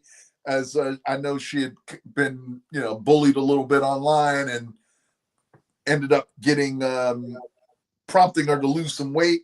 And she's looking good and apparently getting back out there and getting some work done these days as well. So good for her. Now, what do you think is going to be great? Get Black With Me, the biopic. I'm sorry, say that again. Get Black With Me and said, I think this is going to be great. Oh, okay. I didn't know if she was talking about the biopic because right before that, she made a comment, they killed the last Haitian prime minister in his bed. So I'm interested in getting more. Than anybody know about that? The gang members in Haiti killed the last Haitian. Oh, she was saying the biopic with Lizzo. She thinks it's going to be good. Okay, yes. Good. Well, I've never seen Lizzo act. Is she? I don't know, but I will say that Lizzo is an extremely talented person. Yeah, she's very talented. She's shown that in various different, from playing the what is it, the violin. I think she's really talented with the violin. Apparently, she's had to learn how to play the guitar for this biopic, and so she's shown herself to be a talented person. Unfortunately, has been controversial, I guess, just because of her stand on, body positivity and things like that. I would love to one day get into a little bit of a conversation around the fact that she was so adamant about that her level of comfort with her size, and now to see her kind of reverse that and kind of really acquiesce to the bullying or the people that were kind of having things to say. And now she's really kind of taking a whole different point and getting herself in better shape. I really just wish that at the time, instead of her saying, oh, there's nothing wrong with it, I think that if she would have just been like, I recognize that this isn't the healthiest, but I'm comfortable with who I am. And, rather than just kind of pushing the message that, go out there and live your, I get it. Because what it does is, you got other people who may not feel that way, and they're going out and they, God forbid, this is a health situation for them. So, but isn't she young? Lizzo's pretty young. Is she still young enough to make these, but she's, it's good. We'll see how. Because if you're going to be an advocate, you go fix. That saying, keep that same energy. Exactly. Keep the same energy you use to basically make people feel okay about, having bad health in some cases. Keep that same energy of like, hey, I did some damage there, y'all. I said some things that, I wouldn't have said now knowing my perspective. So it's easy to just keep it under the rug. People will say, hey, hey, let's not talk about that. What about all that damage you did? You know how many people, they just said, listen, I know I should be eating a salad, but you know what? Give me 2 Big Macs. Lizzo, you only live one. So you know how many people you co-sign, go out and use that same energy to, bring some help to the world. So I agree with Meraki that I don't think she was ever really comfortable in her skin, but it was a narrative that she could push. That she did do push, and as with most things, time has borne out that maybe she wasn't so comfortable, and I still applaud her. She's only 36, so this was a very good move for her to make at this time in life because of the health implications. So, and you know what, anybody can look on here and see that I'm from the rotund folks. I lean on that side as well. So I'm not judging her. I'm just saying, I'm from the rotund folks. I'm from the rotund tribe. But anyway, congratulations to Lizzo. Unfortunately, go ahead. Because I do want to discuss this Haitian prime minister that was killed in his bed. Go ahead. Now, I was just going to go some more foolishness. Unfortunately, the Queen Bee, Beyonce, was again snubbed by the American Country Music Association. She won a bunch of Grammys for her Cowboy Carter album, but she didn't win any country music awards, and now she's been shut out again from the American Country Music Awards. So they are just those country music enclaves are just not going to accept the Queen into the club. What do we mean shut out? We mean she just didn't win any. She didn't get any nominations, not a single one. Although she was the largest. We already gave largest selling country album last year. Listen, we already gave you the Grammy.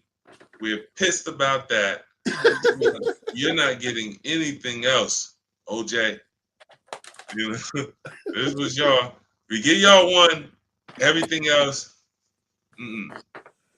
Well, I don't know. I'm not a big. I'm a Beyonce. You know, I like Beyonce for sure. I'm not in the club where I'm not in the Beehive. I wouldn't be able to speak on, you know, whether that album was good to me or not. So I don't really have an opinion. If some of you think that the album was good, if you're like, hey, it deserved it, just type W for worthy. The album was worthy of these all these awards, or was it just time to give a black person a country music award? All right, so we got so we had this article up. This Get Black With Me has spoken about this Haitian prime minister being assassinated in his bed. It says what we know. This was years ago. This was in 2021. So, but that's how long gang members in Haiti have been in control. But it says 3 Haitian Americans and a Colombian. That's a pretty interesting start to an article. 3 Haitian Americans and a Colombian have been charged in the U.S. over the assassination of Haiti's president, Jovenel Moïse. 7 people in total have now been charged in the U.S. His death in his private residence in the capital, Port-au-Prince, plunged the country, already suffering from rising violence and economic crisis, made worse by natural disasters. All right. So, and there hasn't been another president since this guy, right? Haiti has not had another president since this guy, right? Meraki said they were CIA, Get Black With Me said they were CIA agents, CIA informants who did in the prime minister. Well, listen, I love to see Haiti. I love to see us invest in Haiti. Let's look at all the opportunities that exist concerning energy. Because if you identify the opportunities and we invest in them, you're talking about millions of people that need to launch maybe 100 companies. Maybe 100 companies could change Haiti. You got mining companies, extracting companies, processing, manufacturing, you know, refining. You know, you got packaging, exporting, all of that whole pipeline for every single product. That's probably 40, 50 companies minimum. 40, 50 companies. And then, good to see you back. Sorry, had some technical difficulties there, brother. No problem. So this is what we could be doing in Haiti. You know, launching hundreds of companies. So to the people who may know about what's going on in Haiti or Jamaica, who are the leaders we need to be looking for? How's the president? Because obviously this president got, you know, unalive. Was he a good guy? Was he one of the people, or was he, you know, did the people feel like he, you know, deserved to get done in? Meraki said, I think she was never comfortable with herself. That's, you know, that's what you guys were saying in regards to Lizzo. Maybe it was just kind of youth. Right. Nobody I know really wanted to see what she was smashing in our face. She got a little tribe. Her last album sucked. She's not country. Oh, we're talking about Beyonce. Oh, now we're talking about Beyonce. Now we're talking about Beyonce. Okay. So Meraki's not a fan. He's not a fan of the country music album. I don't think my wife has listened to it because it's just not her style. Right. I'm curious. Well, we want to make sure we refer all comments from the Beehive to Meraki directly. That was Meraki that said that about the Beehive. Okay. I I don't want no smoke. I have no comment. I have no comment. They had some holding the spot right now. They have some holding the spot. Oh, so you're saying they're holding the spot? What, the presidency spot? The people of Haiti are tired of people making plans without them, and that's it. That's it. The West doesn't want to see Haiti succeed, so they sabotage. Look up Aristide. Yes, listen. You're the first. For those of you who don't know, Haiti is the first country after slavery, only country to revolt against the colonizers and all of these countries that were enslaving us, and they won. And they got isolated on the global stage. They got isolated. After that, they made it where no one wanted to do business with them. They couldn't get into any of the worldwide deals. And they made it where they couldn't trade regionally and trade with, they isolated Haiti. And that's what they did, economic isolation. And they continue to do it, which is why if we're running Jamaica and we're moving in Jamaica and we're investing in Barbados and we got hundreds of companies in both these territories, then it's nothing for us to open up Haiti and do local trade with Haiti too. Well, Haiti, the difference is, and I don't claim to be an expert on Haiti, but the fact of the matter is that they continue to be punished for having the audacity to want their own freedom. Having to pay reparations to France is crazy work. Yeah. Because they had the audacity to whip Napoleon's behind and claim their own freedom. Well, now you're gonna have to pay for the fact that you are keeping us from reaping the benefits of enslaving people. So, Haiti really should be the pinnacle of success as far as success story, as far as fighting for your freedom successfully. And I heard somebody make this comment earlier in the week. There's never been a like Hollywood has never made a movie about the Haitian Revolution. We see movies about the French Revolution, the American Revolution, but we have never, ever seen Hollywood in any tangible way highlight the revolution of the Haitian people and fighting back the tyranny of slavery in their area. Danny Glover tried. I wasn't aware of that. I don't know that I've never seen anything that came out. Did he actually put something out, or was it just something? It says here, look. It says here, Danny Glover's Toussaint Louverture, forgive my French, film that never was, but could still be, and other films on the Haitian Revolutionary. When I spoke to Danny Glover about his long in development, Toussaint Louverture, film in late 2011, this is what he said. Okay. We're still working on it. We're in one of those periods where the idea is still alive and still resonates out there. We just have to get all the resources together to make it happen. I believe it's still a signature piece of our company and a piece we must make happen. Well, looks like it. You're right. It did. Enough people didn't believe in it. Oh, but look, Rocky's familiar with it too. Why couldn't we? This is one of those things that always puzzles me. So you got Danny Glover, obviously an elder statesman in the acting community. How is it that Danny Glover doesn't have the social capital to call Tyler Perry, and maybe Jay-Z and Bey, and maybe even Michelle Obama? She's doing films and things now, and get them involved in funding such a project and make it come to fruition. We have the resources within our own. That's our stock market. That is our private stock market. We have to start the private stock market that's going to allow people like him to go to us. He could have went to 30, 40,000 people. There's 40 For over 40 million of us in the United States, Black people. We're talking worldwide, probably 700 million to 1 billion of us. We talking about the potential to fund anything. And he could have given us the same way he was pitching this Hollywood. Think about this. When he's pitching Hollywood, he got to give them a share of it. He got to tell them, listen, y'all going to make money on this. Y'all going to get paid every 3 months when we look at the royalties. So they got to say, yes, here's our $10 million. Go make this movie. Now, he could have came to us and said, hey, I want $10 million and I'm going to give y'all this back and y'all going to own this movie.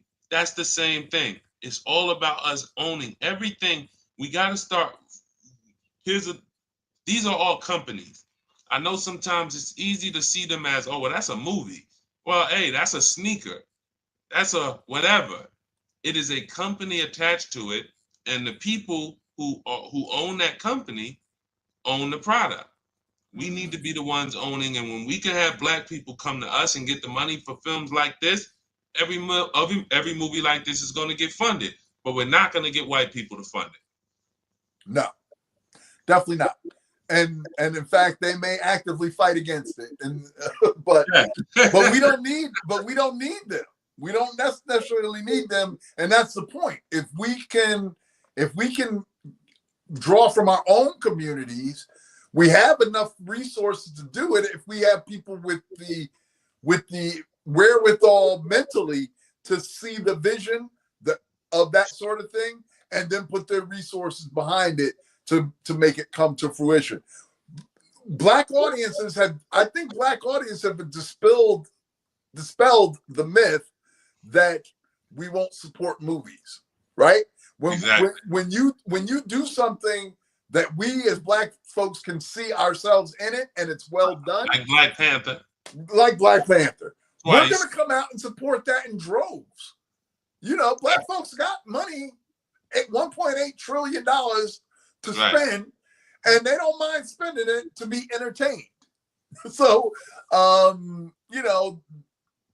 we just want to see ourselves reflected in the movies and not people just bringing just anything to us and offering it to us, and we're supposed to just be okay with it. and the quality of the product for sure. When we can have more people, we spoke on an earlier episode of Hello Black America, Curtis, about how we've created, even in oppression, our people continue to create, our people continue to make art, music, everything, you name it. So when we can really start to see the money flow, we're going to really see our best products that we haven't seen yet. One, because like you said, if they're against it, they're going to fight against it. Not only are they not going to support it, they'll fight against it. But two, when we look at this, Get Black With Me, well, she said it might be a good idea to revisit the mutual aid era to determine where we went wrong. Black people need to be able to get along with each other in order to invest money, in my opinion. Now, that's where I think we differ, because I think money's the only thing that you will stick around with someone even if you don't like them. Listen, if you're making money with someone, you will stick around with them for 3 years, 5 years, and they're not the most likable person. They're not really good with people. They always say stupid things. They keep putting their foot in their mouth. But hey, you make money together. Listen, we can tolerate this person. Versus somebody who's annoying, you ain't made a dime with them. They're just annoying, and you continually are with them. That's why I think economics is for us the answer. I think, what God allows us to have a platform where we can just invest in these ideas. It's simple. Shark Tank. It's very, very simple. Except instead of Shark Tank and a bunch of, 5 guys that we don't know getting to buy into the businesses, we're buying into the businesses. We're getting pitched, and we're going to buy into those businesses and fund them. So now these businesses become billion-dollar companies, and we're all becoming rich because we own a lot of them. And there are opportunities everywhere in every one of these countries that I named on the show, but especially independent countries that Black people run already. Now, Haiti's not all the way independent. They're still under the king. So I would love to see any of my Haitian, Jamaica. Jamaica's still, Jamaica's not all the way independent. They're still under a king. They have somebody called the Governor General who kind of reports back and forth between Jamaica and the king. And so we need to get that person out of there. If any of my Jamaican brothers and sisters want to tap into the show and tell us why in 2025 Jamaica still believes that it should be under a king, under King Charles. I thought that they, at the end of, I thought it was last year that they were severing their relationship with the king. I seem to remember something about that. Barbados did, I think, in 2021. Jamaica is talking about doing it, but they have not yet. They're supposed to have a referendum, which is a vote, which is basically everybody votes on one question. That's a referendum. Do we want to leave the king? And you need to leave that monarchy because there's so much that we can do as Jamaican. I'm Jamaican, on my father's side. My father's Jamaican, so there's so much we can do as a diaspora, investing into what are already. Think about this. We're here fighting for Black independence in the United States when we have Black countries that are already independent that just need to be built. We have Haiti. We have Jamaica on its way to full. It needs to go. Yeah, it's independent, but it needs to be a republic. Right now, I think it's a parliament monarchy or something like that. It needs to be a republic. And to where it's under a president or one, not a king. And so we got Bahamas, we got Aruba, we got Jamaica, we got Barbados, we got Trinidad and Tobago, we got the U.S. Virgin Islands. These are all Black nations that we could be investing in. I don't know if you guys have been there lately, but the opportunity to invest in those nations as places where we could potentially go live.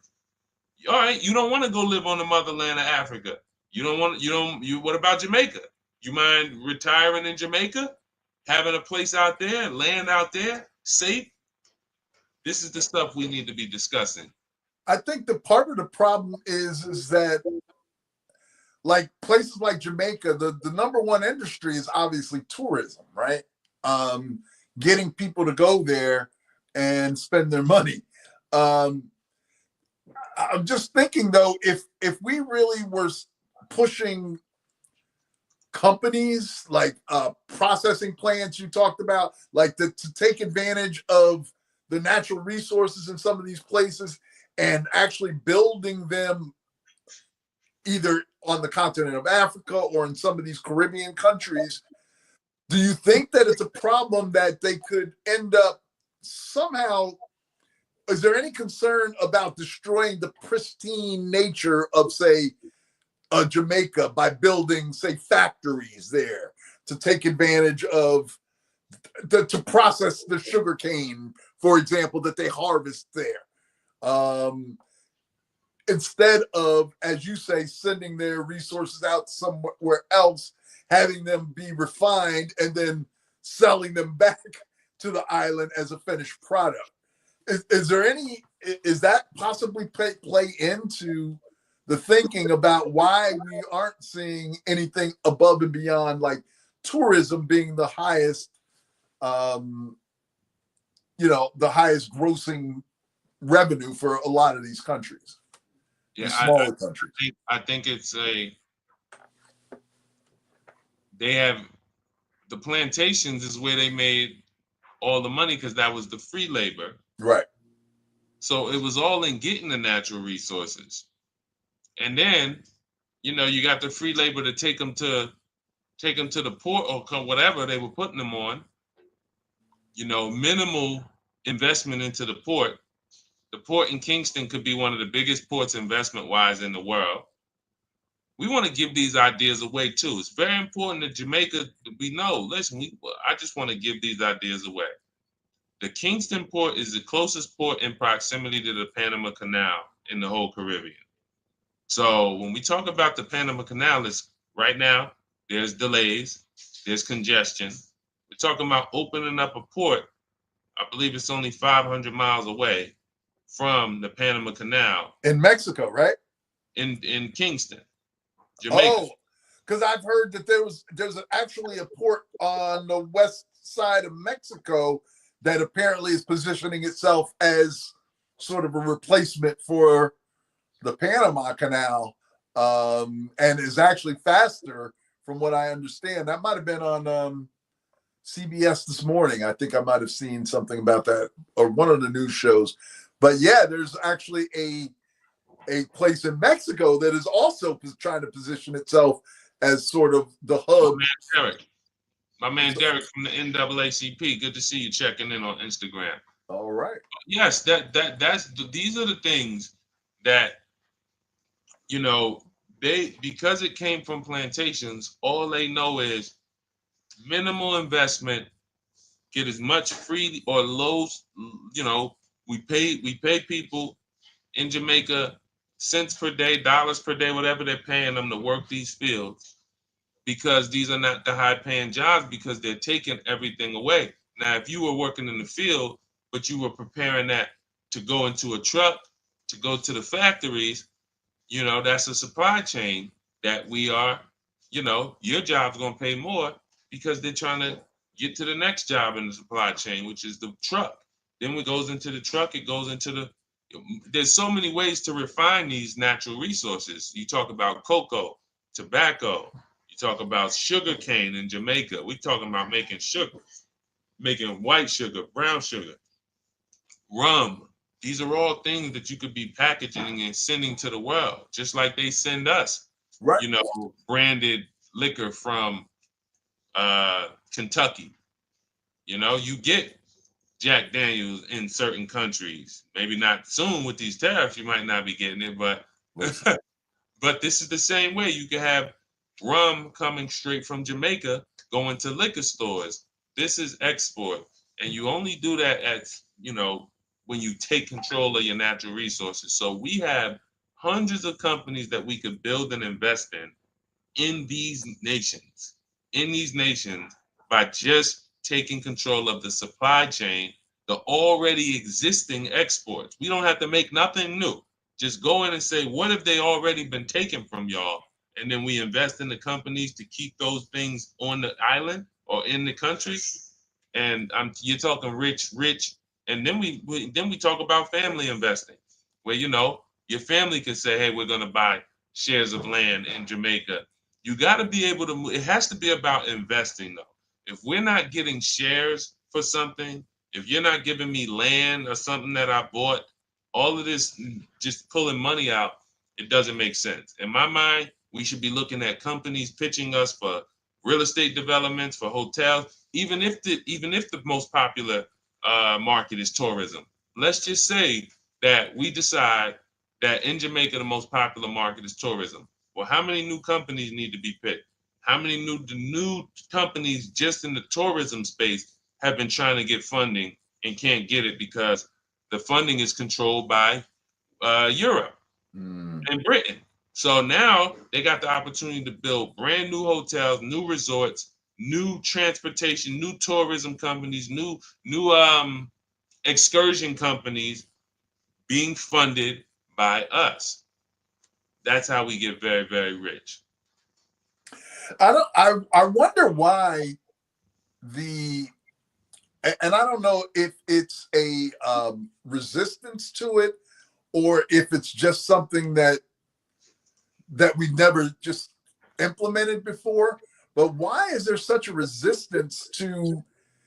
I mean, what we've been talking about is giving ownership to everybody, basically the people that work there. That seems to make so much sense. Why do you think that the world has not come to this before? Is it just that you know, the desire to make the individual wealthy, or they just don't see it? I'm just wondering why. It would just seem to make common sense that if you gave everybody a little bit of an ownership stake, then everybody would be better off, and you wouldn't have the hoarding of resources that we see today, where the top 1% of the population controls 80-90% of the resources. Well, I think, you know, Get Black With Me, you suggested a great book last week. I started listening to some of the audio book because I'm not a big book reader. I'll check out an audio book, check out some cliff notes, but it was the book President Xi. Right. China up and out of poverty. And you know, that was I'm enjoying it because I like to see how he approached the building of China when he was looking at it as a very impoverished country, which it was, and you know, the perspective and the vision that he had. Um, but you mentioned another book that I haven't read, The Confessions of an Economic Hitman. She said white folks are greedy and crazy. And I think that's really what it look when you look at the answer to your question, why haven't there been more, you know, of the profit shared with the workers? It's just as simple as that. You know, people feel like they'd rather replace the workers or pay them less because I'm looking now. That's also the secret, in my opinion, to our success in the future is our ability to look. We see that Jamaica owes the International Monetary Fund $133 million. That's nothing. And special drawing rights was approximately 150 special drawing rights, given that the one SDR was valued at 1.4 US dollars around that time. That equates to roughly $187 million. Regarding the World Bank, specific current debt figures for Jamaica are not publicly detailed. Historically, since joining the World Bank in 1963, Jamaica has received over $3 billion in loans in 50 years, 60 years. So this is a very small amount of money. We could pay this money off so quickly. That's the same way Captain Traore did it. You know, he paid off a bunch of debt just by eliminating where they were getting the money from and getting the cash from his own people. So instead of going outside to foreign banks, foreign government, private outside investors, he just went to his own people and he borrowed the money from his own people and he gave them a bond that he would give them a return on that money, and he paid off some debt. So the paying off from the debt when you get control of the resources is easy. Go ahead, Curtis. Well, that's the old trick is that the Western powers will give you money on these loans and on terms that now these seem to be favorable terms that we were just talking about with Jamaica, but a lot of times on the continent, what we're seeing is they're getting these unfavorable loan terms that make it really impossible for them to pay this debt off in a lot of instances, so that they end up having to keep going to the West and you know, kind of stay under the thumb of the West. So that's what makes Traore such a powerful figure, is that he's completely rejected that, gone internally focused, and raised the money that way to kind of get the Westerners off his back. But unfortunately, that's also the reason that he's put such a large target on him, is because the West wants back in. You know, they want that golden goose again. And I don't think they're going to stop until they can wipe out those sort of voices, or at least you know, silence them to some extent. Yeah, I agree. And Get Black with Me said she thinks I think you're talking about Captain Traore with Burkina Faso. You think he got some money up front from China or Russia? I mean, it's a possibility, but when you consider just the fact is, look, population is 24 million people. So if half of those are adults, you're talking 12 million people. If you're going to your people, what can't you build with 12 million people? If you say, hey guys, we want to build something, we want to build a tourism resort, and we need $50 million, and then the rest we're gonna borrow in another deal. But you got 12 million people. 12 million people. Everybody gives $4. We just raised $50 million. There you go. It's that simple. That's group economics. Right. Is we can do a lot instead of going to some of these rich people and saying, hey, you put up the 10 million or the 50 million or the 500 million, and you own all of the real estate, you own the whole pharmaceutical company because you put the money up. We can go to each other and the collective diaspora investing into these companies, and we can build all types of stuff. So the stuff that Captain Traore is doing to be easy, you know, again, because you're giving your people a return. the banks are already using our money to begin with. We put our money in the bank, they loan our money out, charge us fees, they charge other people interest. Think about that. They charge us fees and they charge other people interest on our money. So when you look, this is how the banks are already moving. We just need to be moving and building for ourselves. But that's what Shore is doing, and I think it's working pretty well for him. Yeah. I see Get Black With Me has asked a question about the per capita income for Burkina Faso. So trying to find that.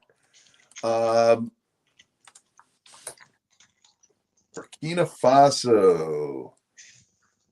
Let's see. It says $738.96 US in 2023. International Monetary Fund estimated. I got $952. I don't know if that's what I'm. Yeah, there's different numbers here. Let's see. This goes down. GDP per capita. I got $3,924. No, he might have to get, but that's what the bond is. If he gets, if he gets $5 million from his people, everybody, if he, everybody gives $50. I don't know how many people. 100,000 people give $50. Right. $5 million, and he gets a loan.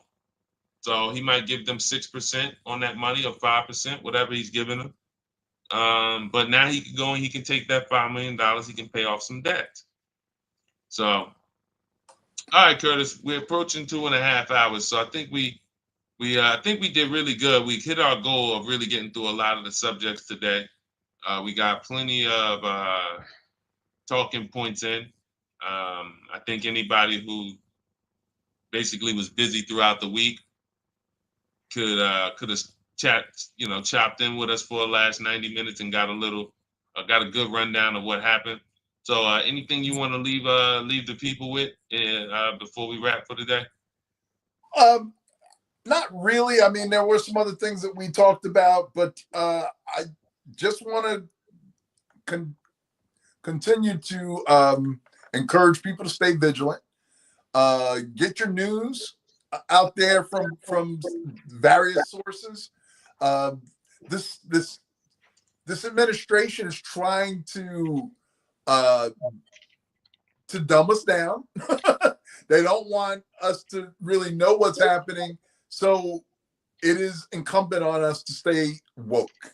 And I'm going to use it again, and I'm going to continue to use it because it's important for us to not walk around sleepwalking. We need to know what's happening around us, and we don't need to be the ones out there on the streets in the forefront, but we need to be aware of what's happening around us so that we don't get caught flat-footed and let something sneak up on us. So tune in for right here this week in Black America. We're going to do our best to keep you informed, but there are also other sources of news that you should just be aware that there are other places to get your news rather than your local, television station, because they're not going to tell you everything. So hopefully we're going to fill in some of those gaps and invite you to come back with us next week when we're going to try and do this again. and again, keep you up to date on what's been going on in Black America and the things that most impact us that are going on in our society. So yeah, we're getting better. We're getting better every week. I can say that as a co-host, man, you're doing a great job. We continue to just try to make sure you guys are getting the news. We're going to get better at just continuing to, get through everything and get your ideas, because your ideas, a lot of what you guys see, you play a very important role in this show. The feedback we get, we always like to make you a part of the show, and your comments and your questions and the things you add. So we appreciate everybody who tunes in. If you have not already, we invite you to hit the like button because it matters. It does boost the show. And if you're not subscribed to Hello Black America on YouTube, what are you waiting on? What's the problem? It's a movement. So, all right. We'll see you next Friday, This Week in Black America, 12 Eastern Time. And thank you to everybody who checked in with us. Shout out to the virtual studio audience. We'll be back next week, This Week in Black America. Oh, wait. We got to give them the outro, Curtis. Gotta give them that. We got a new outro, y'all. Check this out. Because I don't think y'all saw it when we first came in. Check this out.